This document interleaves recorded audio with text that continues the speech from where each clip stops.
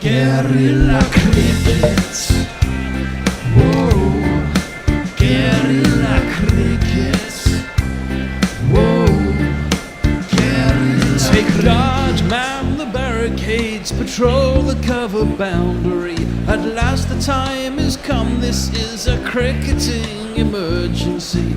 Hear this call to arms for every cricket revolutionary. Take up your bats and stumps for the test match insurgency. At first they tried to silence us, but we would not be silenced. They threatened us with lies, so we threatened them with violence. Che Guevara, Sangakkara, Joseph Stalin, Douglas Jardine, Robespierre, Darrell Hare, Vladimir Lenin, O'Brien Kevin.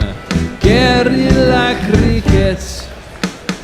It's not about the winning, it's about how many rules you break. Even in cricket commentary, this is the best advice to take. Pick guerrilla cricket, it's the finest choice you'll ever make. There's so much more to cricket than rev counters and a slice of cake. At first they tried to sanitize us and clean up our act, but people like it filthy, and we know that for a fact. Fidel Castro, Lenny Pascoe, Carlos the Jackal, Umar Akmal, Mahatma Gandhi, Grant and Andy, Brendan Behan, Austin Ian. Guerrilla cricket. Stick with us, cause you know we're not the kind of thing that you see on the TV and the radio. So vive la revolution.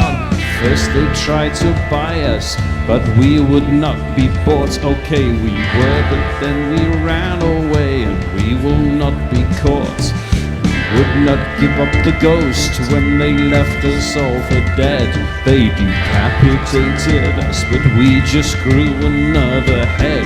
Chairman Mao, Jamie Howe, Ho Chi Minh, Asif Din, Václav Havel, Graham Saville.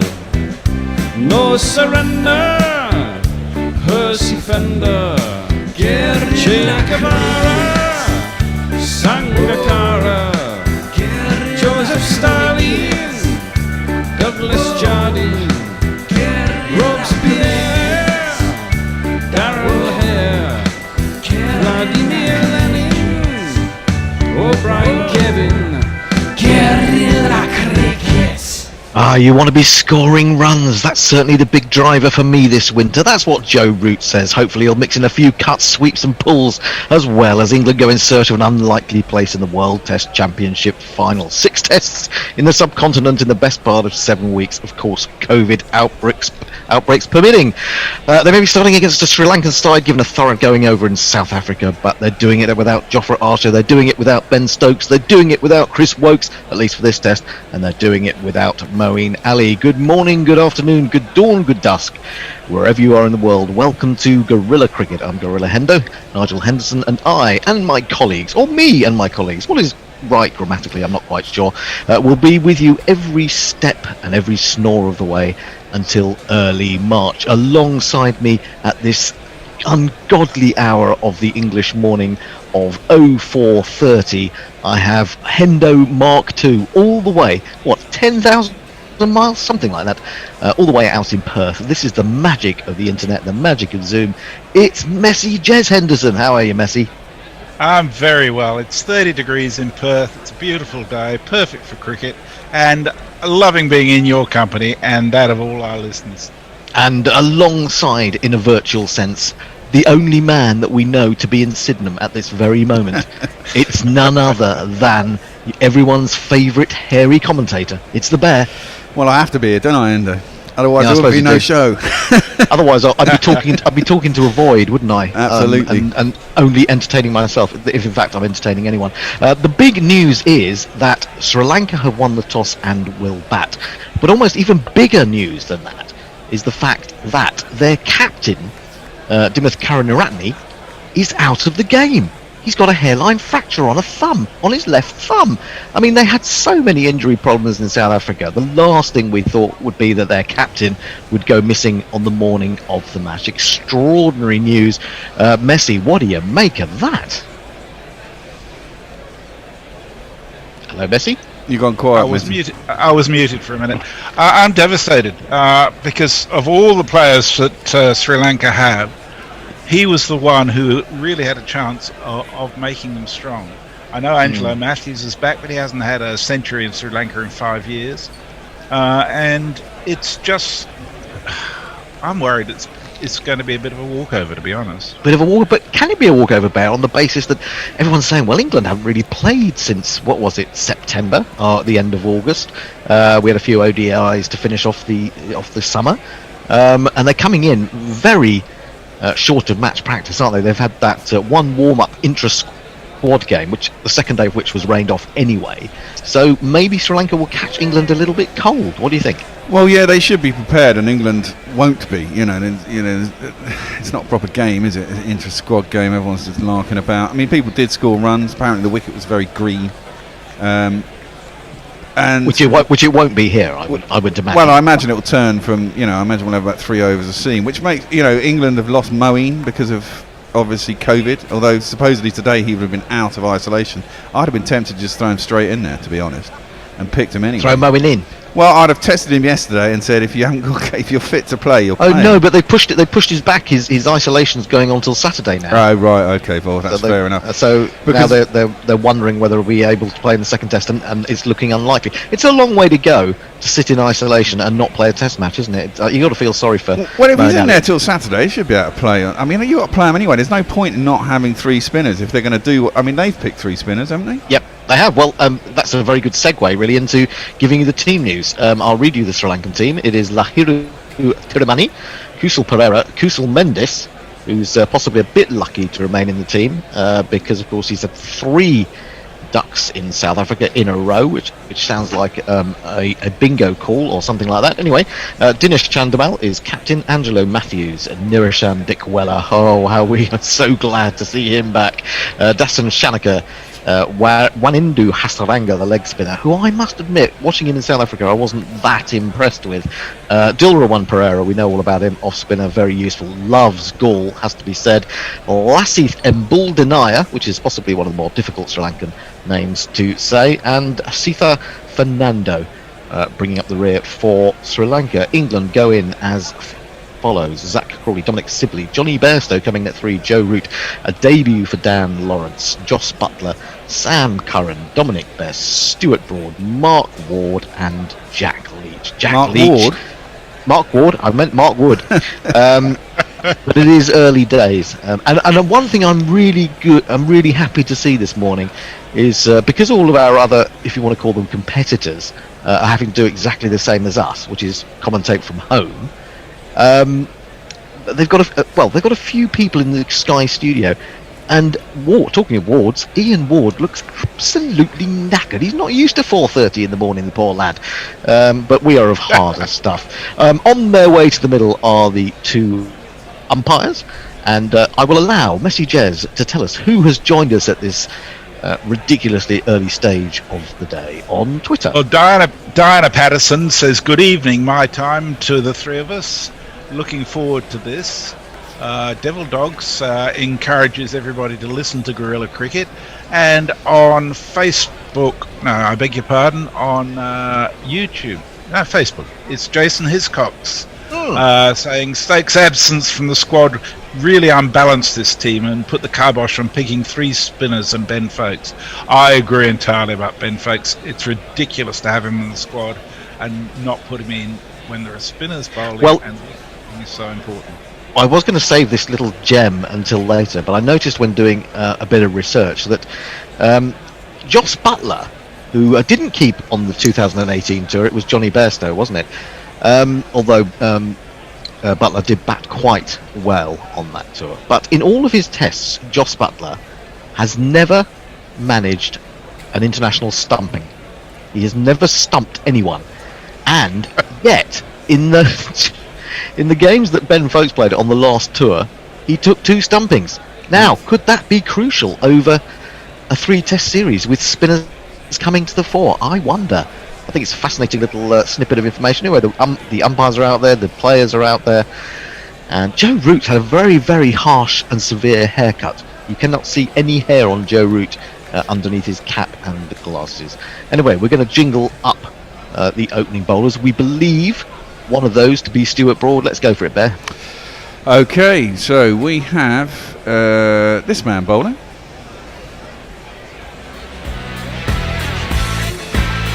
Sweep the leg, Broady. Got the best headband around. Something has got to keep her down. Got the best headband around. Your ego ain't gonna be kept down. Got the best headband around. Even though your hair is thin now. Oh, he's had a severe haircut as well. It's like a crew cut. They're all going in the army. Blimey, that's really weird. The status quo song. Anyway, Stuart Broad is going to. Oh, what a year he's had, of course. If you are an England follower and you live in England or you know anything about England sporting culture, you'll know that he was named as one of the nominees in the Sports Personality of the Year. Didn't obviously get it because there were 1 or 2 pretty useful sportsmen like Lewis Hamilton amongst that number. We have 3 slips in the gullies coming round the wicket. First ball of the series. He's in, down the leg side, way down the leg side. And Jos Buttler sweeps across to his right to take that, and there is no run. Talking of which, we have redesigned and, gone somewhere else for our merchandise, basically. If you want to get one of our t-shirts, you can't get polo shirts anymore, but you can get t-shirts, you can get almost everything else. You can get a backpack, would you believe? You need to go to a website, or you go to redbubble.com and put in Gorilla Cricket without a gap in it, and you will find all sorts of things that you can order from there. And we'll be gradually adding to the list of designs that you can see on that site, but please go to redbubble.com and have a little look at our merchandise offerings. One, of course, which is a beautiful picture of Moeen Ali that would take pride of place on your chest, I'm sure. Now, we've got to find out what's happening about the ramparts at Galle, of course, the fort that surrounds the ground. Talk that people would go up there, gather up there to watch the game. But also talk that they may be prevented from doing so, which I suppose in these COVID days is only sensible. It's a beautiful aerial view we're getting of the ground. It really shows you how close the beach is to the ground. It's superb. Absolutely beautiful. But unfortunately no fans, it would appear, watching the game. There seems to be a bit of a delay. Not quite sure why. It's as if the ground is on an enormous roundabout, isn't it, basically? It does kind of look that way, doesn't it? Yeah, and then... go on, Jess. We've had an influx of listeners join us. Jeff Perkins, referring to the 0-0-0 record of Mendes, says, Mendes lucky to be in when he has all his ducks in a row? Well, exactly. Maybe he'll get rid of them all in one go. I like Mendes. I think he's a fabulous batsman. He's a very talented batsman, but he probably hasn't developed as we would have hoped. I think that's true of a number of Sri Lankan batsmen or players in general. That they show a lot of promise, but it's almost as if there's no faith in them from the selectors, and so they do get changed around quite a lot. Yeah, they've got a big squad, haven't they? They've got a big squad for this game. They had a squad of 23 people. Exactly. Oh, we're going to get on with it.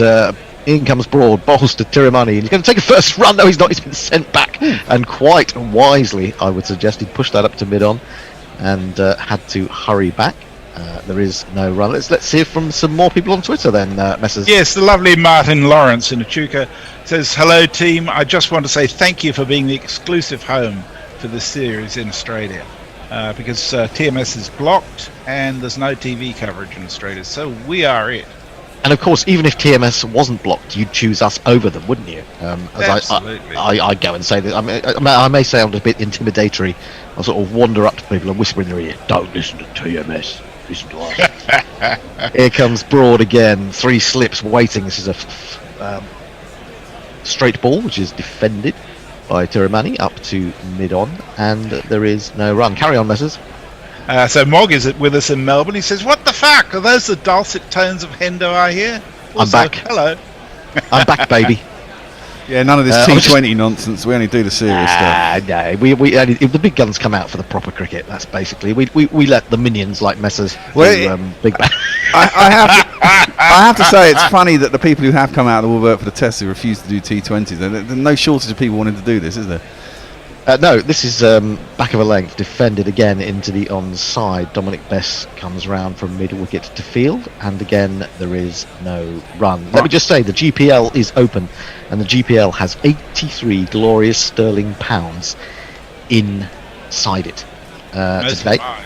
Of course, yeah, most of it's yours, but you also claim it. How many times have you won a GPL? About 5 times, haven't you? Oh yeah, probably more than that. But I think it's cost me more than I won. But it's always good fun being in the GPL. Well, that's the beauty of it. I think you won a top prize of about 197 quid once, didn't you? I think you did. Broad is in bowls. Tiramani again playing a straight one into the onside, and there again is I'm just no run. I'm just going to whiz off and sync hot mic for the people.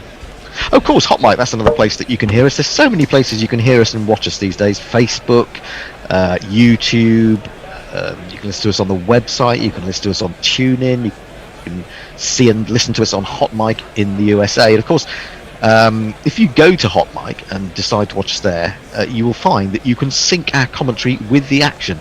But you do need to use, I think, the code GC Radio. In comes Broady again, bowls outside the off stump, crisply struck on the front foot, looked every inch the opening international batsman there as he pushed that up to mid off, and there is no run. A maiden to start with. Sri Lanka none for none. More Jess. Yes, Tim Evering is with us. Afternoon, Gorilla. Good cricket on the Gorilla Network. Absolutely horrendous form that Foxtel and KO are essentially ignoring this game. Good luck with the early morning coverage. Chris Silvery Beams says, "Morning all, just plunged cafetiere and sprayed very hot coffee all over my pyjamas, hoping things improve from this point." I know that feeling, Chris. It's so easy to do. And Jay Grover has woken himself up and says, "Good morning all." That's the shortest tweet I've ever seen from Jay. That is, but I imagine we'll get a few more from him once he gets going. I'm sure we will. Senor Brain Damage is with us. Says, "Good to be back. That says, I don't really want to see Bairstow playing many more tests for England." You may not be alone there. Well, the thing about Bairstow is that he wasn't expected to play any tests for a while, was he? Because he missed out on a new or a renewed test contract. But with various people wanting to be rested, he's got another chance. And of course, he came back into that test match in 2018 and got himself 100 then. So can he do that again? We shall see. We won't see for a while. Sammy Curran is going to open the bowling for England from the other end, and he's got a jingle that goes like this. It goes like this. Is he a better bowler? Sam Curran. What's his distinguishing features? Sam Curran. His dad's from Zimbabwe. Sam Curran. And he's beloved by Liz Yates. Sam Curran. And his first delivery to Pereira wraps him up around about the thigh. Ball drops out into the offside, and there is no run. We haven't jingled up the Sri Lankan batsman, have we? No, well, you keep talking, Endo. Well, that'll be the problem with being a commentator. Go for it. Okay. I was also trying to figure out who the other opener was. We have this man. Another keeper batsman snuck out of the country. One of the replacements in a Sri Lankan blazer. The bowlers broke down. Speak over it. What do they say? No, I was just let it run. It's Castle Pereira, but he leaves this one down the leg side. Colombo's a go-go, but now he's in Soho. Poor little Pereira. Woohoo! Castle Pereira likes to attack. Castle Pereira don't like to slack. He's outrageous, he cuts and he pulls. Castle Pereira, let yourself go. Whoa. Now there's all sorts of problems. Curran tries to run in to bowl his third delivery, and someone's moving on the ramparts if they manage to get up there. It could be that there's something wrong with the sight screen. Pereira's not happy. He's wandered halfway down the wicket to have a closer look. Oh yes, we have a black sight screen by the looks of things. Not going to be able to see the red ball coming out of that very well. Anyway, seems happy with it. Okay. Bit weird. He's on his way. 3 slips waiting for an edge, and it's just back of a length, defended down the onside of the pitch, and Curran fields it off his own bowling. You see, this is sponsored by Moose Clothing, sponsored by Duraz. Nice. Moose clothing. Moose clothing. Now that's great. Everyone should have a bit of moose clothing.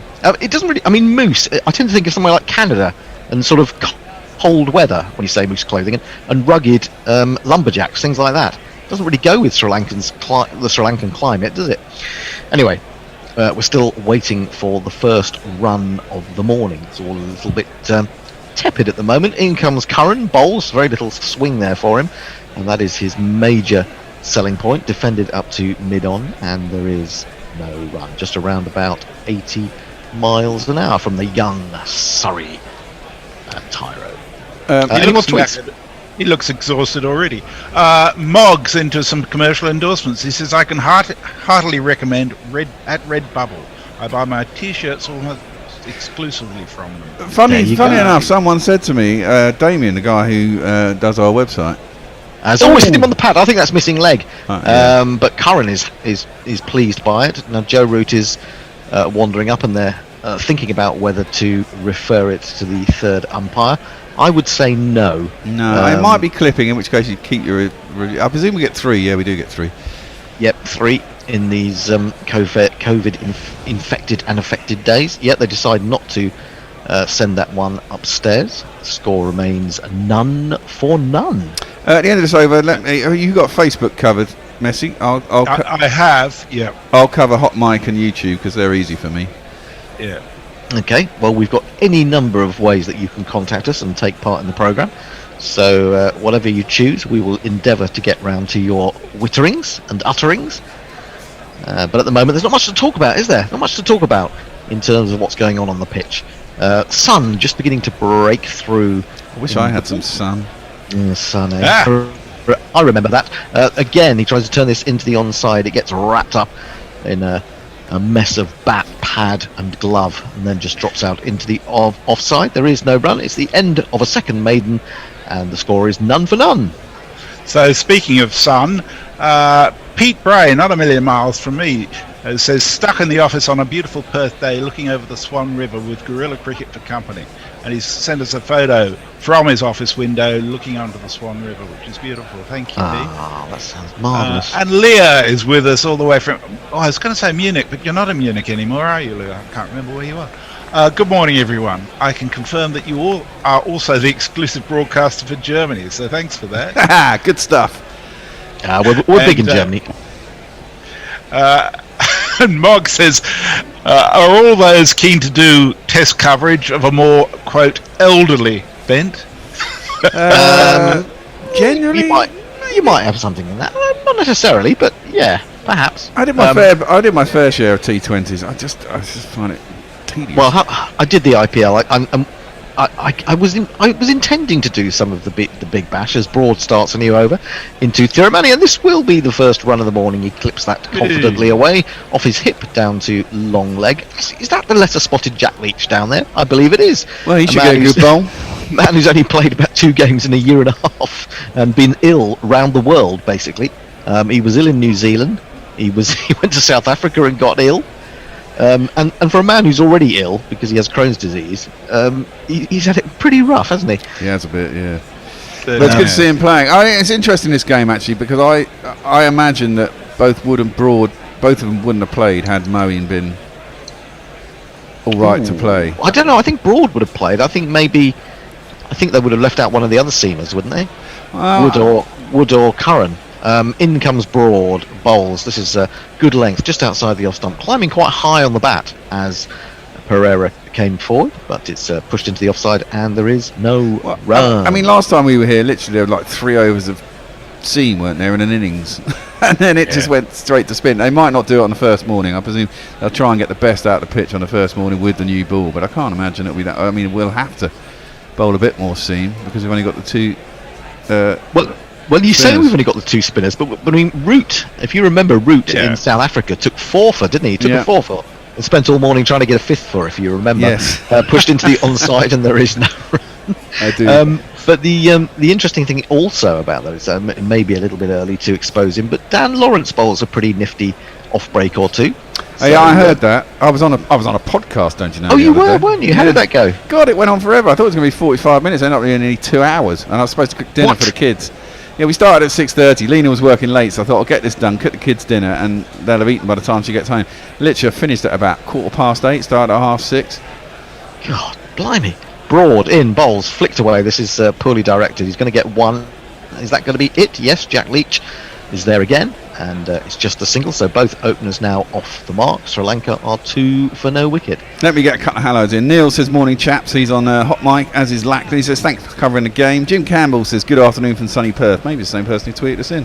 And on YouTube, we have Zach, who says, lovely singing. I don't know who that was. It wasn't us personally. It was one of our jingles, I imagine.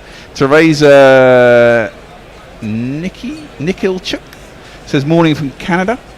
Amman Sanyal says, morning from India. Dave Carpenter says, greetings from Bali. Galle is my favourite test ground, but Sri Lanka are no pushovers at home, especially when it starts to turn. Again, turned off the legs down to Jack Leach. So it's basically a game involving Broad, a Sri Lankan batsman, and Jack Leach at long leg at the moment. They move to 3 for no wicket. Maybe they realise that Jack Leach has done so little over the last year, sat in the bubble all the test summer when England finally got underway, that they're trying to include him in the game and say, Jack, you're not forgotten. But anyway, that's where all the runs have come from so far. Mog is calling for the hot mic jingle, and Jay Grover says, Bears just stormed the capital. Hendo has shaved, presumably to avoid identification. Also, hello, Jez. Wow, this is full, and it's lifted by the very attacking Castle Pereira down the ground. It trickles after it bounces into the rope, and we have a boundary, Bear. We have a boundary. Haven't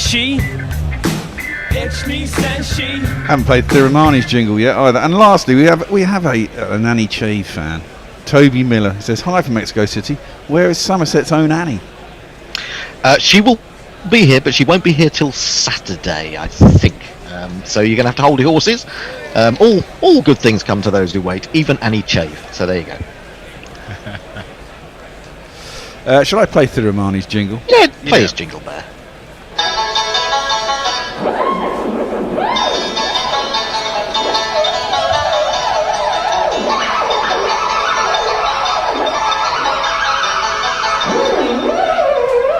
La Hero Thiramani! That's how long he's been around. That jingle's been around Well, he forever. has been around.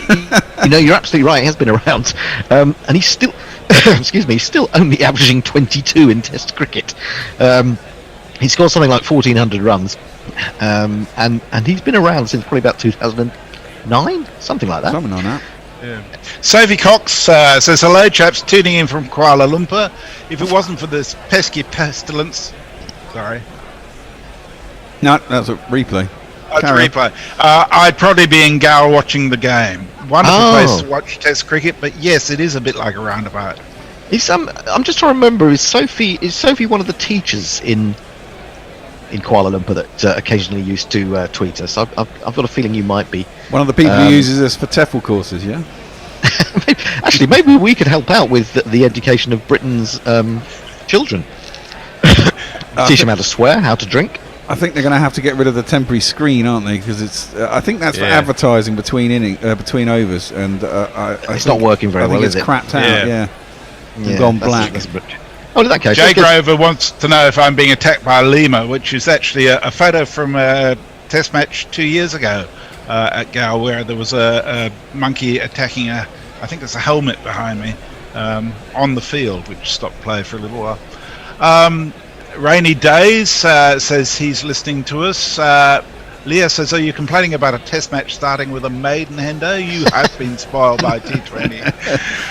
Yes. And Andrew says, for your information, weather today will be warm, 27 to 30, smattering chance of rain all day, but it looks like the serious rains aren't expected to arrive in Galle until after sunset.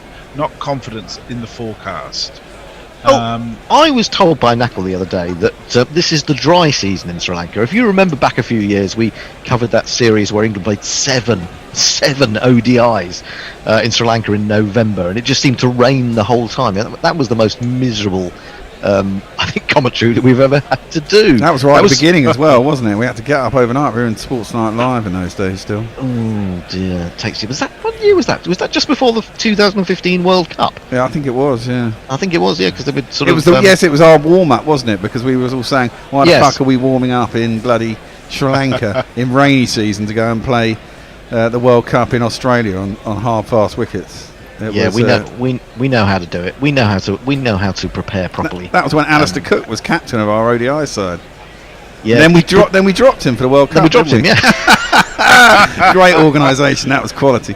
Things have changed a lot since then. Ravi Nair is with us. Good to have you back. Hi, Hendo and Bear, and particularly Jez. Thanks, Ravi. Leah says she's in Hanover now, and she would know this, of course. There are no lemurs endemic to South Asia. And Martin Lawrence asked, do you think Root might bowl himself given the need for spinning options? I'm sure he will. I'm sure he will. May well do. Yeah. Of course, Sibley bowls a little bit of leg break as well, doesn't he? So yeah. This is like a reunion. Mayank is with us. First time listening to you guys for quite a while. Super excited for this test series and then India series over the next 2 months. Josie Oak is with us. Morning. Sri Lanka were piss poor here in South Africa. Hope they're better here. They certainly were. He says it's good to see the Bear is back from his trip to the US Capitol building on Wednesday last week. Man, I wasn't involved in that shit. That Viking headgear that he was wearing was just absolutely terrible. Man, they've got to impeach the fucker this time, surely, man. I mean, you can't. Well, they have impeached him. It's just that they're not going to have the impeachment before the inauguration. They've got to send him down, man. You can't, because the chances of him coming back. I mean, he's a menace. The man is a menace. So on that very topic, Angelic Scooter says hot windy day here in Canberra, and I'll to play a game of basketball in the next little bit, so I'll be popping in and out today. So who has been impeached from Gorilla Towers? Well, if you impeach me, there ain't no show, so I'm in fucking charge, yeah? Well, you may believe that, but look, we're looking at. It's not Harry the Hadida that we saw in South Africa, but there is some sort of feathered wildlife on the outfield. We've got a heron of some sort. It looks like a heron. We found the enormous white sheet to put over the sight screen that's not working. It's taking about 8 people to do that, but it will be in place very shortly. So a few comments from Jason Hiscox on Facebook. Says, I'd pick Butler as a specialist batter as well as Folkes. Bairstow's lucky to be playing. Might not have been if Moan was available. And he says, I rate Kusal Pereira as attacking left-hander. His last wicket stand with Fernando to win a match in South Africa was epic, swatting Stein into the stands. And by the way, anyone mentioned the double Hendo overload today? It's a coup d'etat. Yes, indeed, we're taking over. Don't tell the Bear. But after his behaviour in Washington, I can always get rid of you. I'm in control here. Don't you worry. Yeah, but the only way to get rid of us. That's what we let you think. The only way to get rid of us, of course, Bear, is to actually get rid of the programme. Curran starts a new over. Now he just reached in front of his pad there, Tiramani, and just as well, he's turned it quite fine down towards long leg. This time they will get back for a second, but he needed to get bat on that. It was dead straight, and if he hadn't, he would have been in line for an LBW appeal. 9 for no wicket is the score. Tiramani has 4 and Pereira has 5.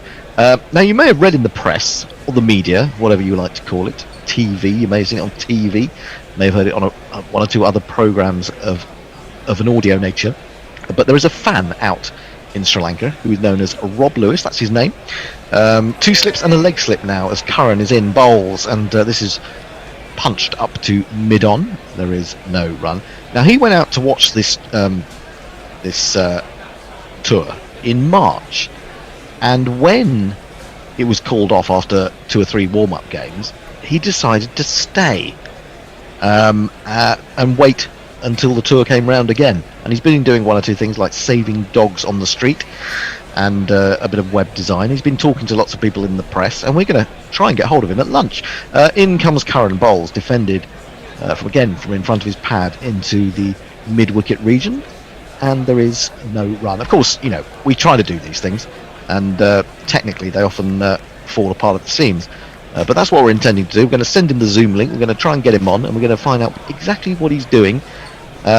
He's also working as a DJ, apparently, under the pseudonym Randy Caddick. I like that. I like the name, which is brilliant. Randy But why Randy Caddick? Because of all the bowlers you could have chosen with the first name Andy, if you want to be known as Randy, as Curran bowls again, left alone outside the off stump by Tiramani. Why Andy Caddick? I'm trying to think of other great cricketing Andys that might have you been can ask better. him that when you speak to him. Well, exactly. Well, I can, but I thought I'd open it up early doors, and he apparently is going to take a step ladder and try and peer over the top of the fence at Galle. So we'll find out hopefully how he's getting on at lunch.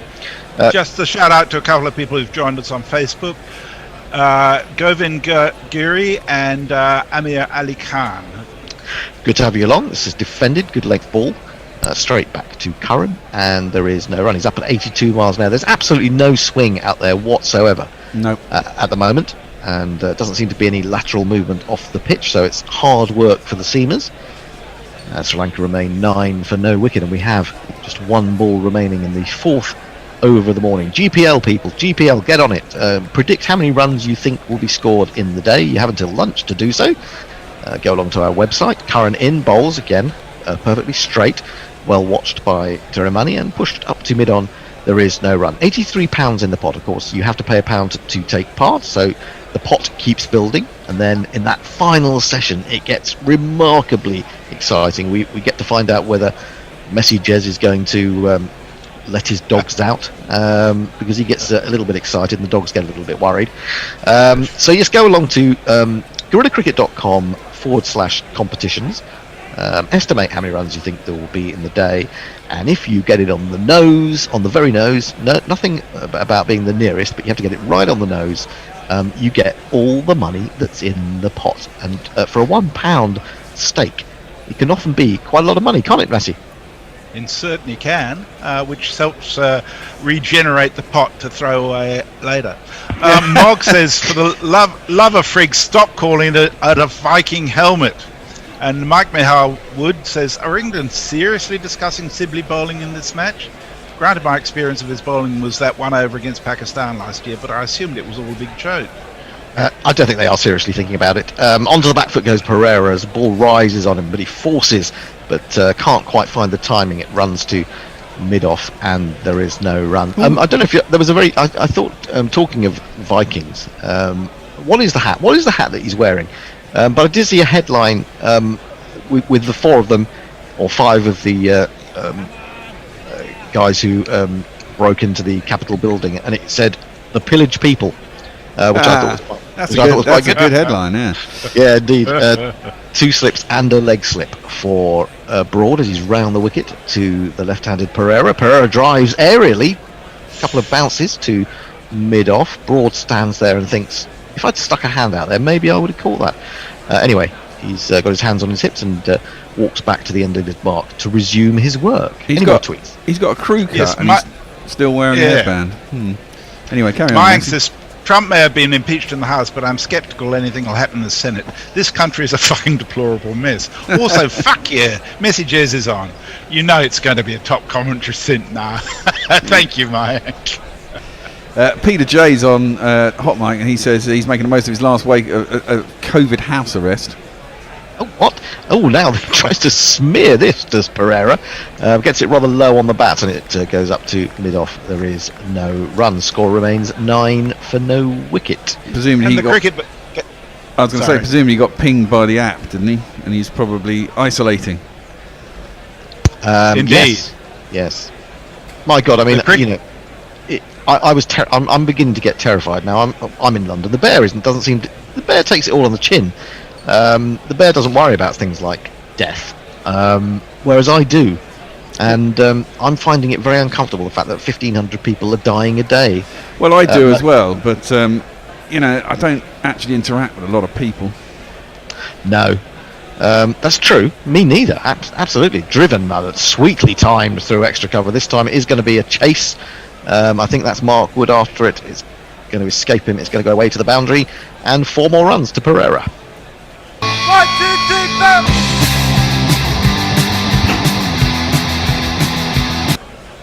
4. Sri Lanka moved to 13 for no wicket. What gets me in this country is we're now accepting a toll of something like 4 jumbo jets falling out of the sky per day, and there's very little mainstream criticism.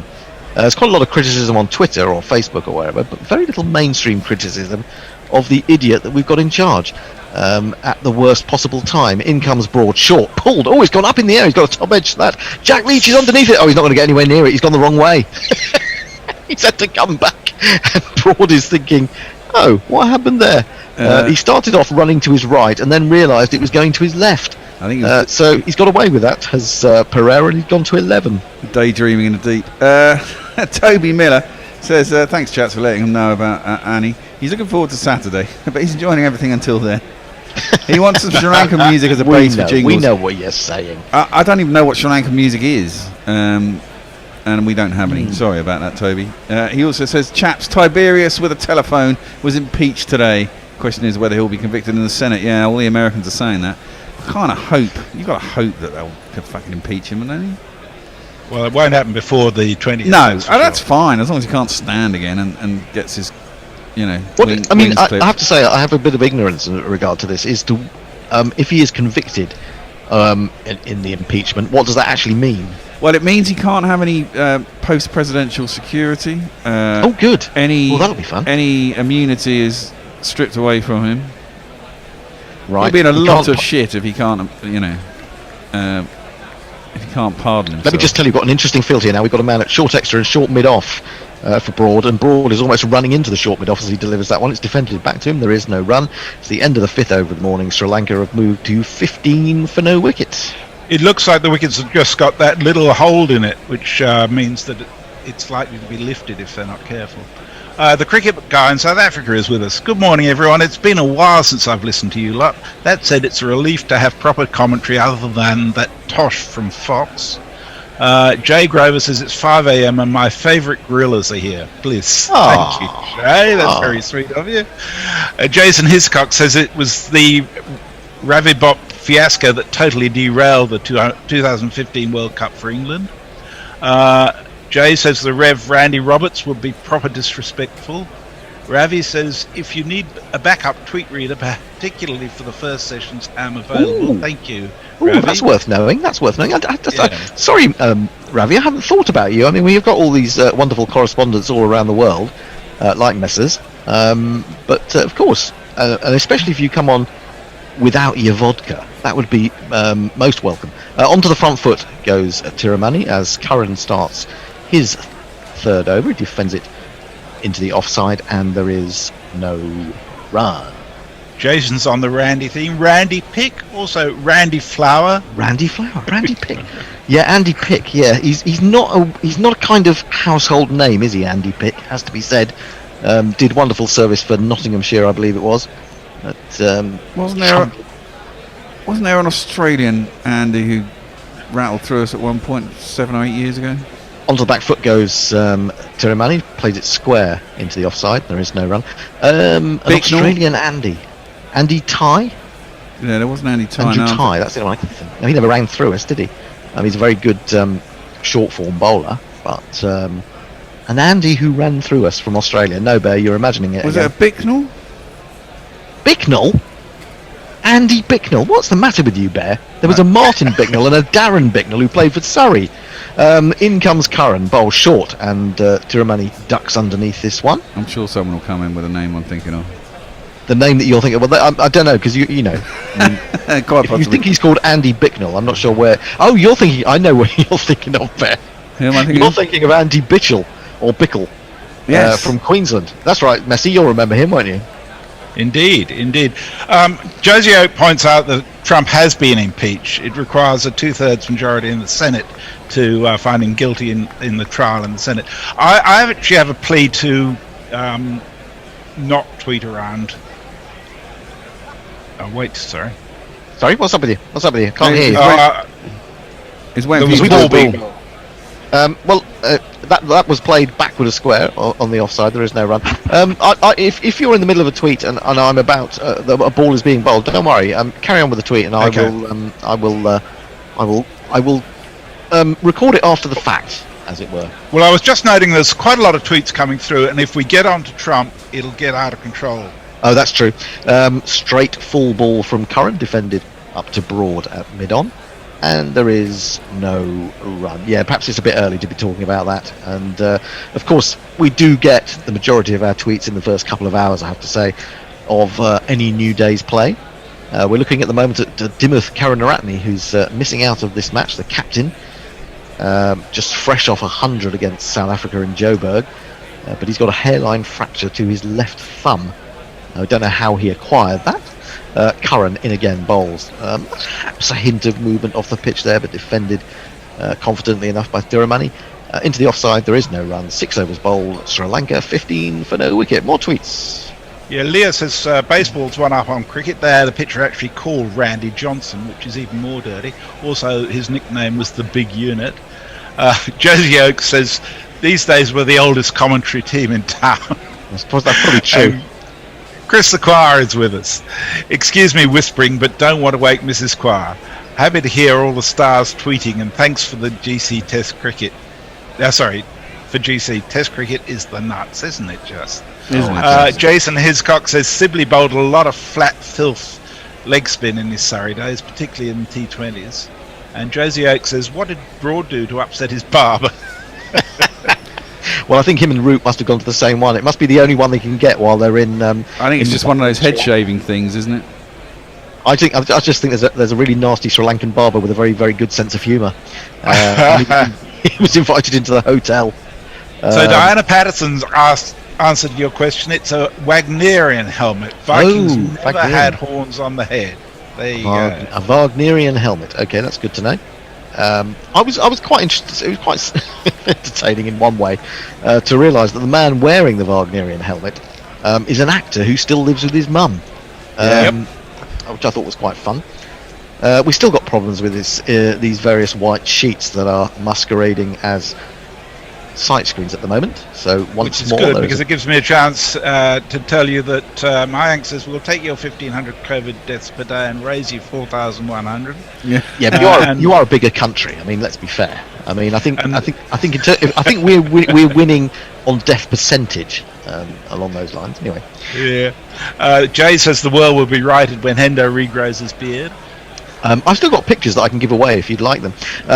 Broad in for a new over, shorter but also not particularly well directed. It's played off his thigh by Pereira. He'll run through for the single. And a curious thing was, we had that moment, didn't we, in the last over from Broad, where Pereira went back, tried the pull shot, got a top edge, which completely fooled Jack Leach.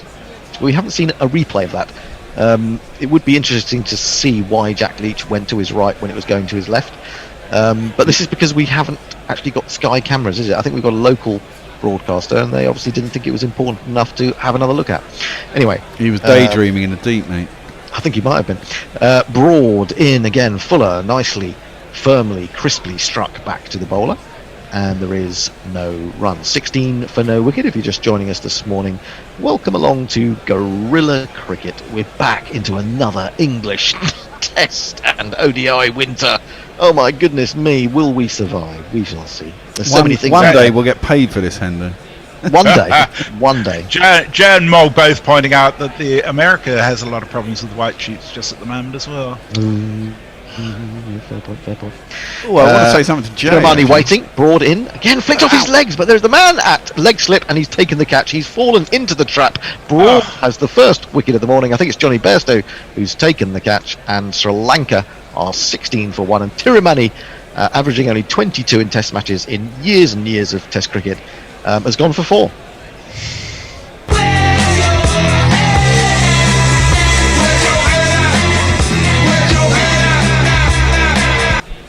Yes, a very clever piece of captaincy, very clever piece of bowling, and Thirumanni cannot believe the trap that he's fallen into. However, we are seeing yet again a beaming Broad, and we've become used to that over the last few months. And the Sri Lankan opener is on his way. Just before I finish my first commentary stint of the morning. On his way to the middle, I imagine, is going to be Kusal Mendis or Dinesh Chandamal. I'm not sure who, but I'll leave that to the Bear to keep an eye on, and he can jingle up. We should be having... has Nestler's joined us yet? Oh yeah, he's there. He's there. So I'll tell you what, I'll finish off this over, Bear, and then it will be all yours. It'll be you, Messi Jez, and Nestler's. What a trio that would be. What a treat. Heavyweight. They all love Annie, but honestly, when you get the Bear, Nestler's, and Messi Jez together, can there ever be more an agreeable sight than that? I wonder. I wanted to say to Jay. Jay was complaining before Christmas that he couldn't buy anything because our shop had died, and he usually buys things for his folks for Christmas. Well, whilst you've missed it at Christmas, Jay, it is there now, and all those things that you've ever wanted are there, like cups and shower curtains and duvet covers. You can get a much vaster array of things now from our shop, which is quite cool.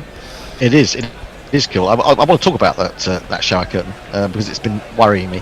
Kusal Mendis is the man who's come in. He's on a 4th duck in a row. He said he's put them all out there. He's put them on display, and he's going to try and get a run for the first time in 4 innings. Should we give him a jingle? Which I'm quite happy about. I want to be here when he gets his run, if indeed he does get his run. Well, you got 3 balls. Well, he has indeed. Mog says it's 4 p.m. here, and I hope my favourite gorillas will be on later. Bastard. Yeah, who are your favourite gorillas? I was really pissed off about the fact that when Tony rang up a lot of you and zoomed you and asked you for your favourite gorillas, no one mentioned. I mean, I've been doing it 6-7 years. No one mentioned me. Not one of you bastards.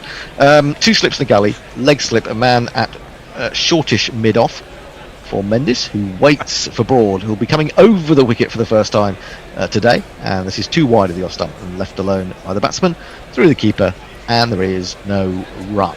Do we know what the average first inning score is here, by the way? Anybody? I don't, I have to say. That's the kind of thing you need Tony for. He's obsessed. He's a stats man. With previous scores at grounds. Well, I tell you. Peter J took my advice and always go under the fall of the first wicket. I forgot to, but he did, and he made some pounds. Good man. Okay. Here comes Broad, striding in again. Bowls to Mendes. Oh, he's got an edge! He's got a 4th duck in a row! Would you believe it? It was a slower ball from Broad, and he's just nibbled that through to the keeper. Poor old Kusal Mendis. And Sri Lanka are 16 for 2. Sweet! I won't look back, 'cause by the time that I do, you'll be gone. Well, she is a cruel mistress, as Roger McCann will tell you. Mother Cricket, he loves Mother Cricket, but I think Mother Cricket is sometimes an absolute brute. And poor old Kusal Mendis has now recorded 4, no less than 4 ducks in a row in Test cricket. It's just too sad. I can't even get excited about Broad taking another wicket. It's the kind of thing that happens to a cricketer where he just wants to go and crawl into a corner of the dressing room, maybe hiding in his own cricket bag and not be seen for several days. 16 for 2. Broad has both. He's just continuing this incredible run of form that we've seen from him more or less since South Africa last year. So there we go. Okay. 16 so for 2. I've got quite a lot of tweets backing up. Okay, well I'll be finished in 1 ball's time, Messers. So you can It can looks like they're dive having a in. break. No, Yeah. it's just Broad having a drink. He's sorry. got 1 ball to go. So Johnny Bairstow took the first catch. Joss Butler took the second. And Broad has 2. Can't see what his figures are for the moment. 2 for not very many. Now hang on. Is this Chandamal or is this Angelo Matthews? It's like Angelo Matthews. It is Angelo. I Let's love jingle him Angelo. up. Run into ball or he comes into bat. Angelo Matthews. How old is he now? He's not as old as you think, Bear. He's about 33, 34. He started been when around he for a was long time. extraordinarily young, didn't he? Yeah, he's been a brilliant cricketer. He really has. He's had his ups and downs with the Sri Lankan board. He's been captain. He's been dropped from being captain. But then, to be fair, lots of Sri Lankans have been captain. Yes. He's taking guard, and Stuart Broad will be looking for a 3rd wicket in the over 2 slips of Galle, leg slip, a short mid-off, a fairly straight extra cover, backward point, mid-on, and a long leg. That is the field that Stuart Broad has. And, well, this is bonus wickets, isn't it, for England? 2 wickets from their seamer up top. He's now bowling or just about to complete his 4th over. That wicket came with what seemed to be a slower ball. It was also the scrambled seam, a little bit of a leg cut on it. And Mendes fished it. Anyway, here comes Broad in bowls, and Matthews, using all his experience, ducks under the bouncer. That is the end of the over. 7 have been bowled. Sri Lanka are 16 for 2. More words from the tweeter, and then it'll be the bear for the next 40 minutes. Okay, I'm going to ignore the Trump ones, I'm afraid, because you can just talk about Trump amongst yourselves. A few shout-outs in relation to Randy Bickle, of course. And Mob points out that there is a tweet, a jingle somewhere with a Sri Lankan player actually singing himself within it. Ravinia says I'm off the vodka, pretty much like Trump is off the Twitter. Leah says he seemed to be okay, a bit too religious for me, but otherwise okay. I'm not sure who's... Oh, Randy Johnson on about. Get rid of your screen, Hendo. Okay. I was... Bye. Jay was talking about his favourite gorillas being the lovely tweeters, but he says we're all lovely too. Thank you. Well, first ball of the next over by Curran. Kusa Pereira has gone up and over the top, and he's mistimed it. It's gone aerial. It's gone over... Is that Jack Leach? Or is that Dan Lawrence at mid-off? Gone over him, plugged in the outfield. Get himself a single, though. And we should say good morning to a man circulating the Earth, by the looks of things, in an old space shuttle. Looks like Nestle Boy. How are you this morning? Oh, no, I'm in the International Space Station. Oh, is it the International Space Station? It has windows just like the space shuttle. I've decided to come here to escape COVID. Right, that's a good idea. It's not a bad one. Curran is in. Second ball of the over. Down leg side. And well taken by Butler behind the stumps. We had an email from a man in the Yukon in Canada. Ooh. And he asks us, what's his name? Andy. He says, do we think that Sam Curran is going to get any quicker or any better as a bowler? I don't think he's a bad bowler, actually. And I think it'd be quite useful. I've got to say, I think it'd be quite useful out here with his IPL experience and all the little variations and cutters and stuff. These wickets are going to be quite slow. And there is a slight little cutter floated up outside the off stump, driven nicely by Pereira out through the covers. He'll get himself a couple. Moves on to 16 out of 19. Can I just say how great it is to finally see some Test cricket? Isn't it just? I did, but I watched a fair bit of the India stuff. India, yeah, but Australia. I mean, for us to be commentating on Yeah. it's you don't have to think about power plays and exactly all that kind of whatever it is. It's a much more sedate pace. It goes with my age, Nestless. It is, isn't it? It's just sort of like you can just sort of sit here and kind of relax. Was that a no ball, or is he just holding out his arm saying don't? I think he's just holding out his arm. 20 for 2 in the 8th over. And Curran is coming. He's over the wicket to Pereira. Decent straight ball. Ball with decent pace. Wicket's doing sod all. It's defended out to mid wicket, and there's no run. Any more else? The Twitter sphere. There's lots of stuff on the Twitter sphere. Are you okay to take that on now, Nestlers? Yep, of course. Pro in the seat. Let me just have a look. What was the last one you read out there, Mezzes? Well, there's several. I'm scrolling through because there's a lot of stuff about Trump, which I think... there's one from Leah from 8 minutes ago. Saying there's only one explanation. Brought his haircut. The barber was a member of the Lankan military on disaster relief. Quite possibly. Oh, short ball by Curran. Gets up a bit. Carries through to Butler, and there's no run. I think... we were getting back to this earlier. I mean, I was on this podcast the other day and we were all going through our 11s, and they were convinced that Folkes was going to play with Butler and Bairstow as well, which does seem a little bit pointless. I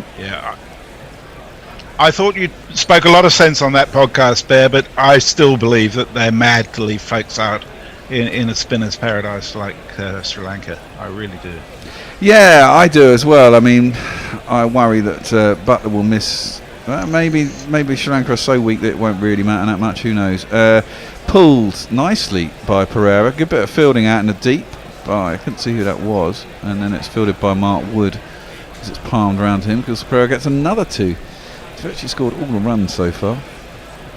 And a good lick as well. 18 off 23 deliveries. He still thinks he's playing ODI cricket. There's Jaya Wardner. He's in a room. And we did get a tweet yesterday, didn't we, with from David Lloyd, who was stuck in his room preparing for the Sky commentary. I think Knackle tweeted him back saying, join the proletariat, like us. Join the Predators. Where is Jimmy? Says Jersey Oak. Well, he's been rested. Is that right? I mean, word? Well, I think we'd have one less seamer if we have Moeen available. Curran makes sense because he bats. I mean, I would be surprised. I'd almost be tempted to go with the least amount of workload that the seamers are going to get. I'd have been tempted to have Wokes, but he's not available either because he's got a self-isolate because of Moeen. But if I'd have had Moeen and Wokes in this side, just because the seamers, if they get a wicket, it's a bonus. If they don't, it doesn't matter. They've only got to bowl a few overs anyway. And he bats better than all the rest of the seamers. So I'd have been tempted to have him inside. Jimmy would be pretty happy not to be playing, to be honest. Yeah, I think so. They'll be stealing themselves for India. It'll be interesting to see what the wickets are like in India now they've got a better seam attack, whether they'll be more seam friendly. I think it's very hard to characterise all Indian wickets the same these days. I think there is a lot of Well, it is, and I imagine they've changed it partly because of the IPL and partly because they've got a half-decent seam attack. Well, half-decent, very good seam attack whenever all fit. Defended into the offside, and it's no run. It's extraordinary when you think the whole of the Indian seam attack is out for the last test against Australia, and yet they'll still be strong with fast bowling. It's quite remarkable. Yes. It's going to be an interesting series, and that final test don't really hold out a lot of hope for India, which is a shame. Too many injuries, man. Average first score at goal is 340, says Mayank. Okay, that's good to know. Defended back down the track by Angelo Matthews, and there's no run. John Hare says, is it too late to play the Mendes jingle? Yeah, I never got it. Did I get it in? I don't think I did. And Joanne Ray says, thank God for Guerrilla Cricket so we can hear Sri Lanka England test in sunny Perth. You've been telling all the people in Perth about us, Messi. Well, you know what? Good man. I haven't actually. It's just that there are a lot of people in Perth who want to watch this, listen to us. Good. Left alone outside the off stump by Matthews through to the keeper. No run. 22 for 2 in the 9th over. Pereira's on 18 of those 22. And the other thing is, if you want to follow what's going on with this, Guerrilla Cricket is the only way in Australia to either listen to or watch this, because there is no TV coverage either. Well, Jim Webb says, good morning, good afternoon, gents. Just for all those in Australia, Vision is available if you have a sports bet account. Oh. Well, there you go. In towards the stumps this time, but Matthews just clips it out to mid-wicket. I'm presuming that's Dan Lawrence because... Oh no, that looked like Don Bess actually. Fielding there at mid-wicket. And there is no run. Jay Grover says, God damn it, Nestle, as you shaved as well, you disgust me. I'm off to have a power surge piss. Well, I haven't. You'll be pleased to know. You'll be pleased to know my beard has got very overgrown. And the wife is not happy. I just can't be asked to shave. I really just cannot be bothered. I've got a little bit of growth, Jay. I've got a little bit of stuff here. Broad is in. 5th ball of the over, left alone outside the off stump by Matthews through the keeper, and there's no run. Yeah, Hendo's was a huge, great big sort of tuft of fuzz under his chin, wasn't it? It was. I thought it suited him quite well. I got to be honest. Well, I'm a bit annoyed that I won't, probably ever get to see it in the flesh. Because by the time we get back to Sydenham, he won't have grown it back, will he? No, he'll probably keep it off now, won't he?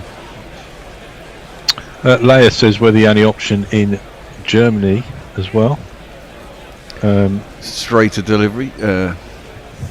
Plays on his front pads. Matthews has defended up to mid-on.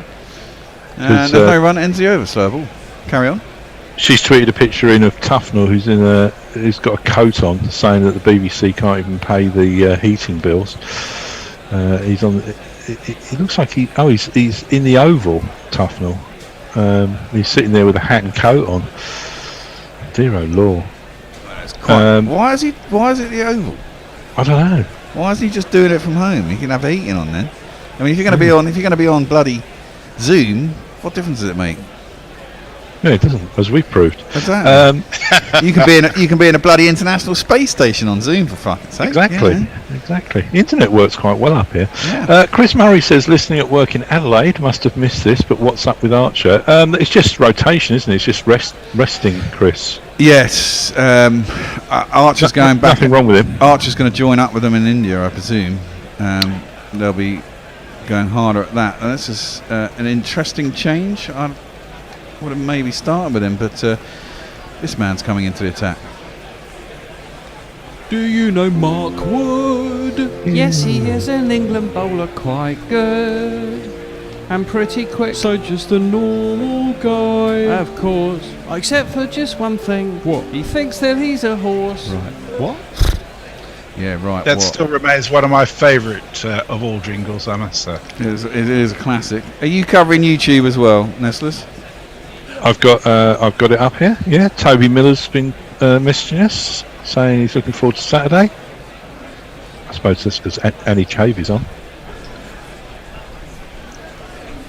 But sorry, played out square on the leg side. Someone signed into our Gorilla Cricket account on Zoom for some reason. Well, it ain't me. Fucking hell. Knackle? Probably Knackle, yeah. Mark Pretlove says he loves Gorilla Cricket. Hi from Australia. Please don't mention Trump. Okay. Who? It's just fascinating. I just find it fascinating.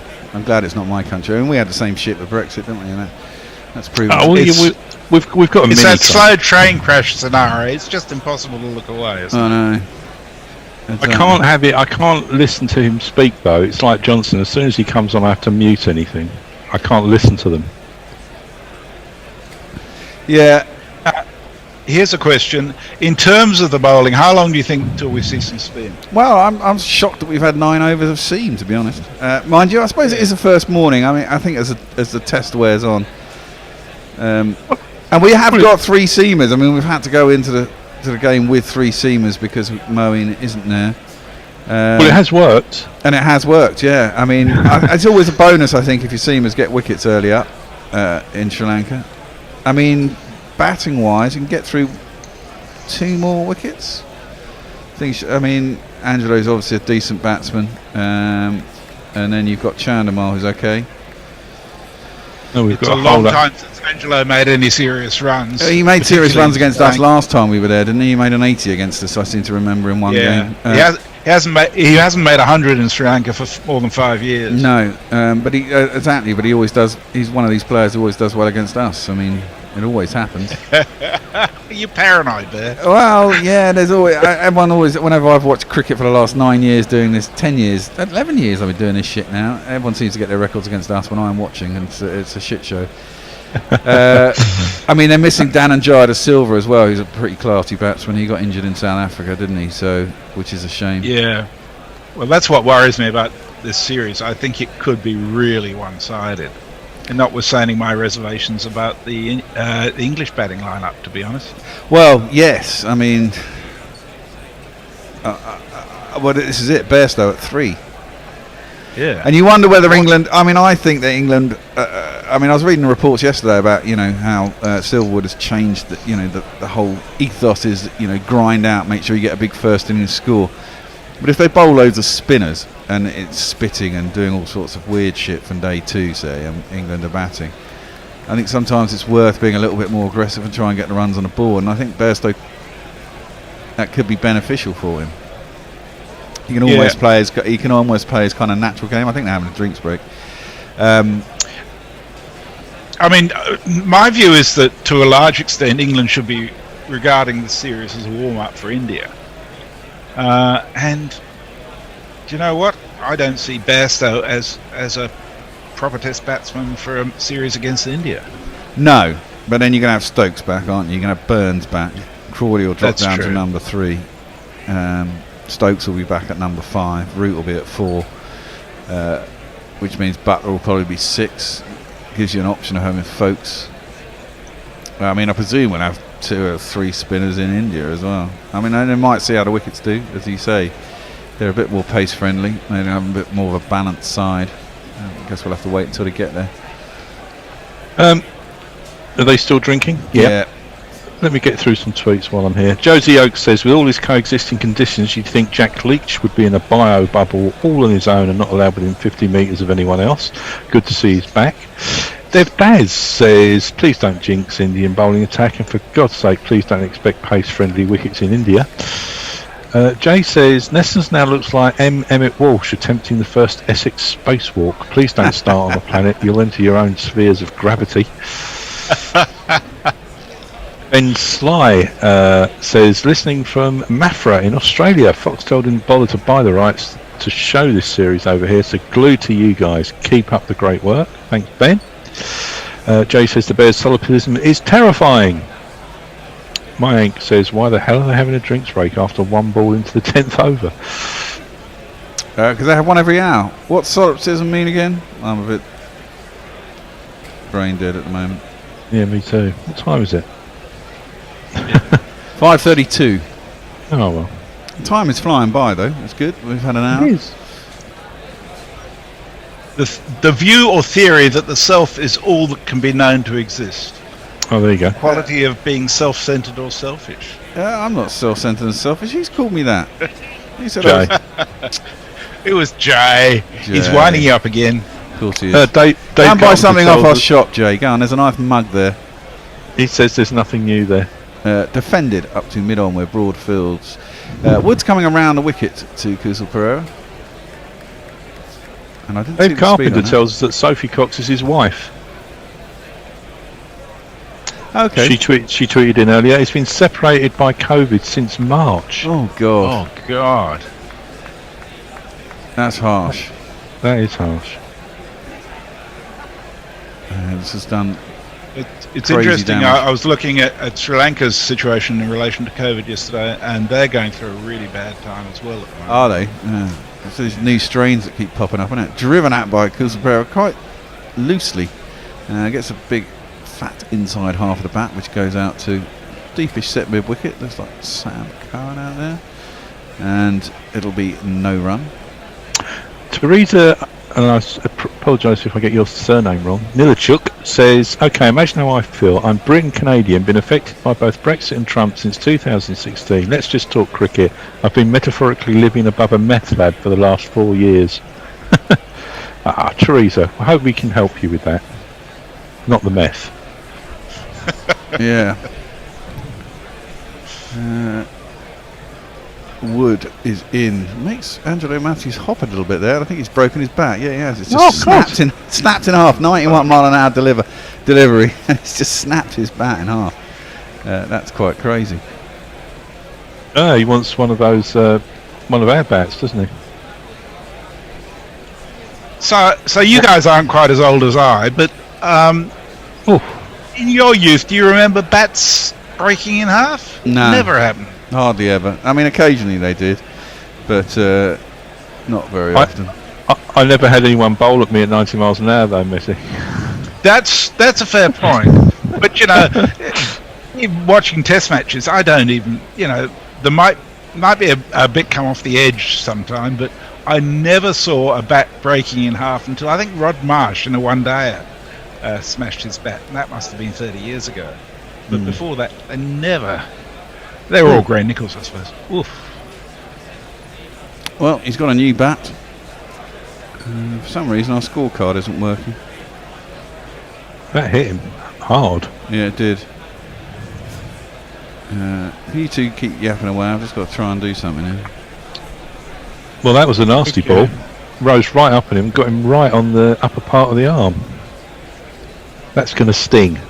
That is going to sting. It's just extraordinary over the last few weeks how many arm injuries batsmen have suffered at the hands of bowlers.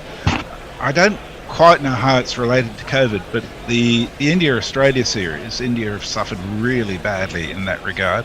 But it does seem to me that there's an awful lot of issues in terms of injury coming up.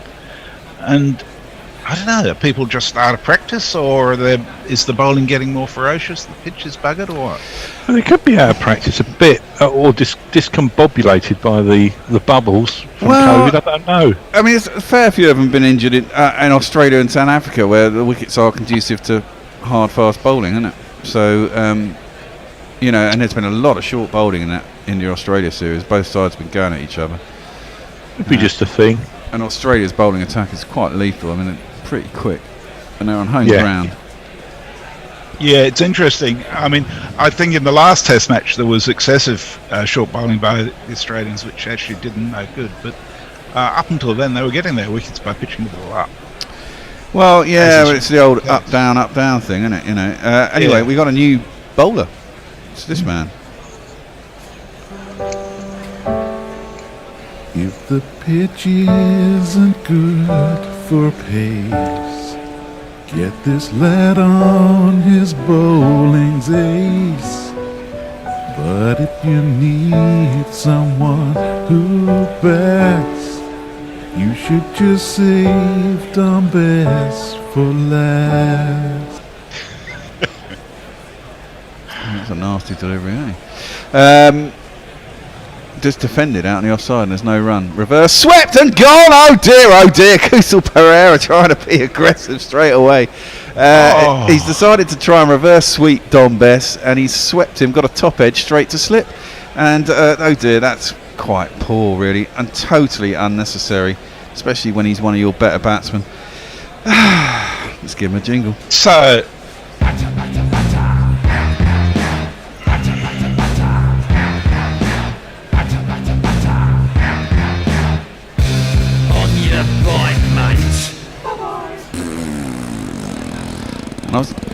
we've only so there are times to play the reverse sweep, and the second ball to a spinner when you're at 25 for 2 is not the time to start doing it. No, especially in the 11th over of day one of a Test match. It's not wise. I was just going to say, I was trying to figure out, whether this pitch was going to be a ragger from day one.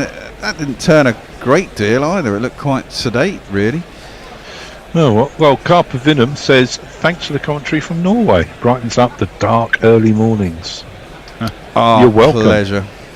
Mayank says, thanks to Hot Mike for being able to sync this with the TV. Makes this so much more enjoyable. Jersey Oaks moaning, 9 overs in the first hour. It's appalling.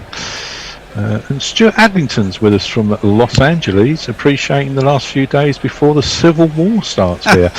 Yes, there could be some entertaining TV. Let's see. Yeah, we could get it. By the way, we've been tipped on Hot Mic. Thank you very much, Michael.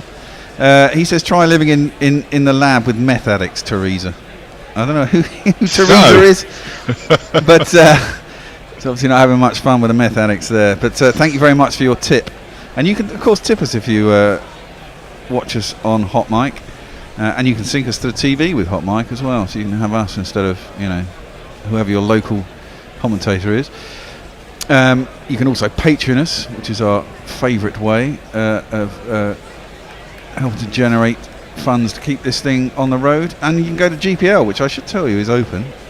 It's £83. And have we had any entries? You haven't entered yet, have you, Messi? You waiting to go? No, I haven't got around to it. It feels a bit sort of naughty to be entering while commentating. Not that I can affect the outcomes in any way. If we get your money, we don't care. Exactly. Well, you've got an hour. I mean, that's open till lunch. So guess the amount of runs during the day that will be scored in the entirety of the day. Don't have to worry about wickets, just the amount of runs. If you get it correct, you win what's in the pot, which is £83. Well, Hombre Nevo is asking if GPL's on, and yes, it is, Hombre. It is indeed, yeah. Next man in is defending the ball back down the track, and there ain't no run. And who is the next man in? They haven't told me yet. According to our list here, it should be Dinesh Chandimal. But since they haven't got it up on the screen, I can't tell you, and I can't see his back. And he's under a helmet, so I can't tell. Either. No, they do. It is Chandimal. It's defended up to mid-off, and there's no run. That's giving you his jingle. Sounds a bit like this. Chandimal, you're unstoppable. Except they suspended you over 8 value. In the T20, you lost the captaincy. Oh, Chandimal, you're unstoppable. Defends his next ball back up to mid-on. There's no run. It's quite fun when you go play get teams out you haven't played for a while and you remember all those jingles. It's all good fun. Bess is in over the wicket to Chandimal. That's a decent ball. Good revs on the ball. Good pace, 54 miles an hour. Good dip. And Chandimal just plays it from the crease out to the leg side. And there's no run. 25 for 3 after 11 overs. Poor start from Sri Lanka. Well, Andy Young says 2 balls of spin and a wicket. What a start! I know. Two wickets with Seam up first up as well. There's the fort on the telly. Stan. Credit to Bess. Bess is right on the spot from the word go, even though it doesn't seem to be turning a lot yet. Well, this is a chance of Bess to shine, isn't it? I mean, he did all right in the English summer, but in England you're always kind of a stopgap. You get a chance to ply your trade properly once you go to the subcontinent. Stan's watching from the USA. He says 3 down before bed is a great way to start. That is true. It is good. Well, Wood comes up to the crease and Matthews pulls away, which is probably not good for Wood's ankles. And he's pointing his behind. fetlocks, you mean? Yes, well, exactly. Angelo Matthews is the 3rd highest test run scorer for Sri Lanka. I don't know if I presume that's all time because he played 18 matches there. Averages 47.85. He had a great time in New Zealand a couple of years ago, as I recall. Yeah. Couldn't get out. I've been informed. Michael has told me about who Teresa is. Teresa was a tweeter apparently. So that's clipped off his hip. There is a leg gully for Wood, but Matthews beats him and he played it into the ground anyway, and it's gone down to long leg for 2 runs. And she's a YouTuber. Oh, she's a YouTuber. He says, I thought she was from Canada, and she said she was living above a meth lab. He says, don't type when you're tired. Well, you can type whatever you like, Michael. She was metaphorically living above a meth lab, she said. We know what she means. Well, the local wildlife is storks, not hadidas. I presume they're related. Well, they're birds. They're birds. They both got long beaks, yeah. They look stork-like. This is good pace from Wood, and it looks like it's troubling Angelo, but it doesn't look particularly comfortable. Defends that, hops a little bit, but defends it back down the track, and there's no run. This Sri Lankan side is really up against it. I mean, after such a thrashing in South Africa, they don't look like they're looking forward to playing more cricket, to be honest. And the England team, I suspect, are busting out of their skin to play some cricket after being holed up for so long. So, apart from anything else, I think there's a real problem in terms of one-sidedness. It's got to be more comfortable playing at home in this situation, though, isn't it? At least you're in familiar surroundings. That's a decent ball arrowed in outside off stump. Well defended by Matthews and good timing. Straight back inside Stuart Broad, who's quite wide at mid-off. It slows up in the outfield. The outfield looks quite long, pretty green.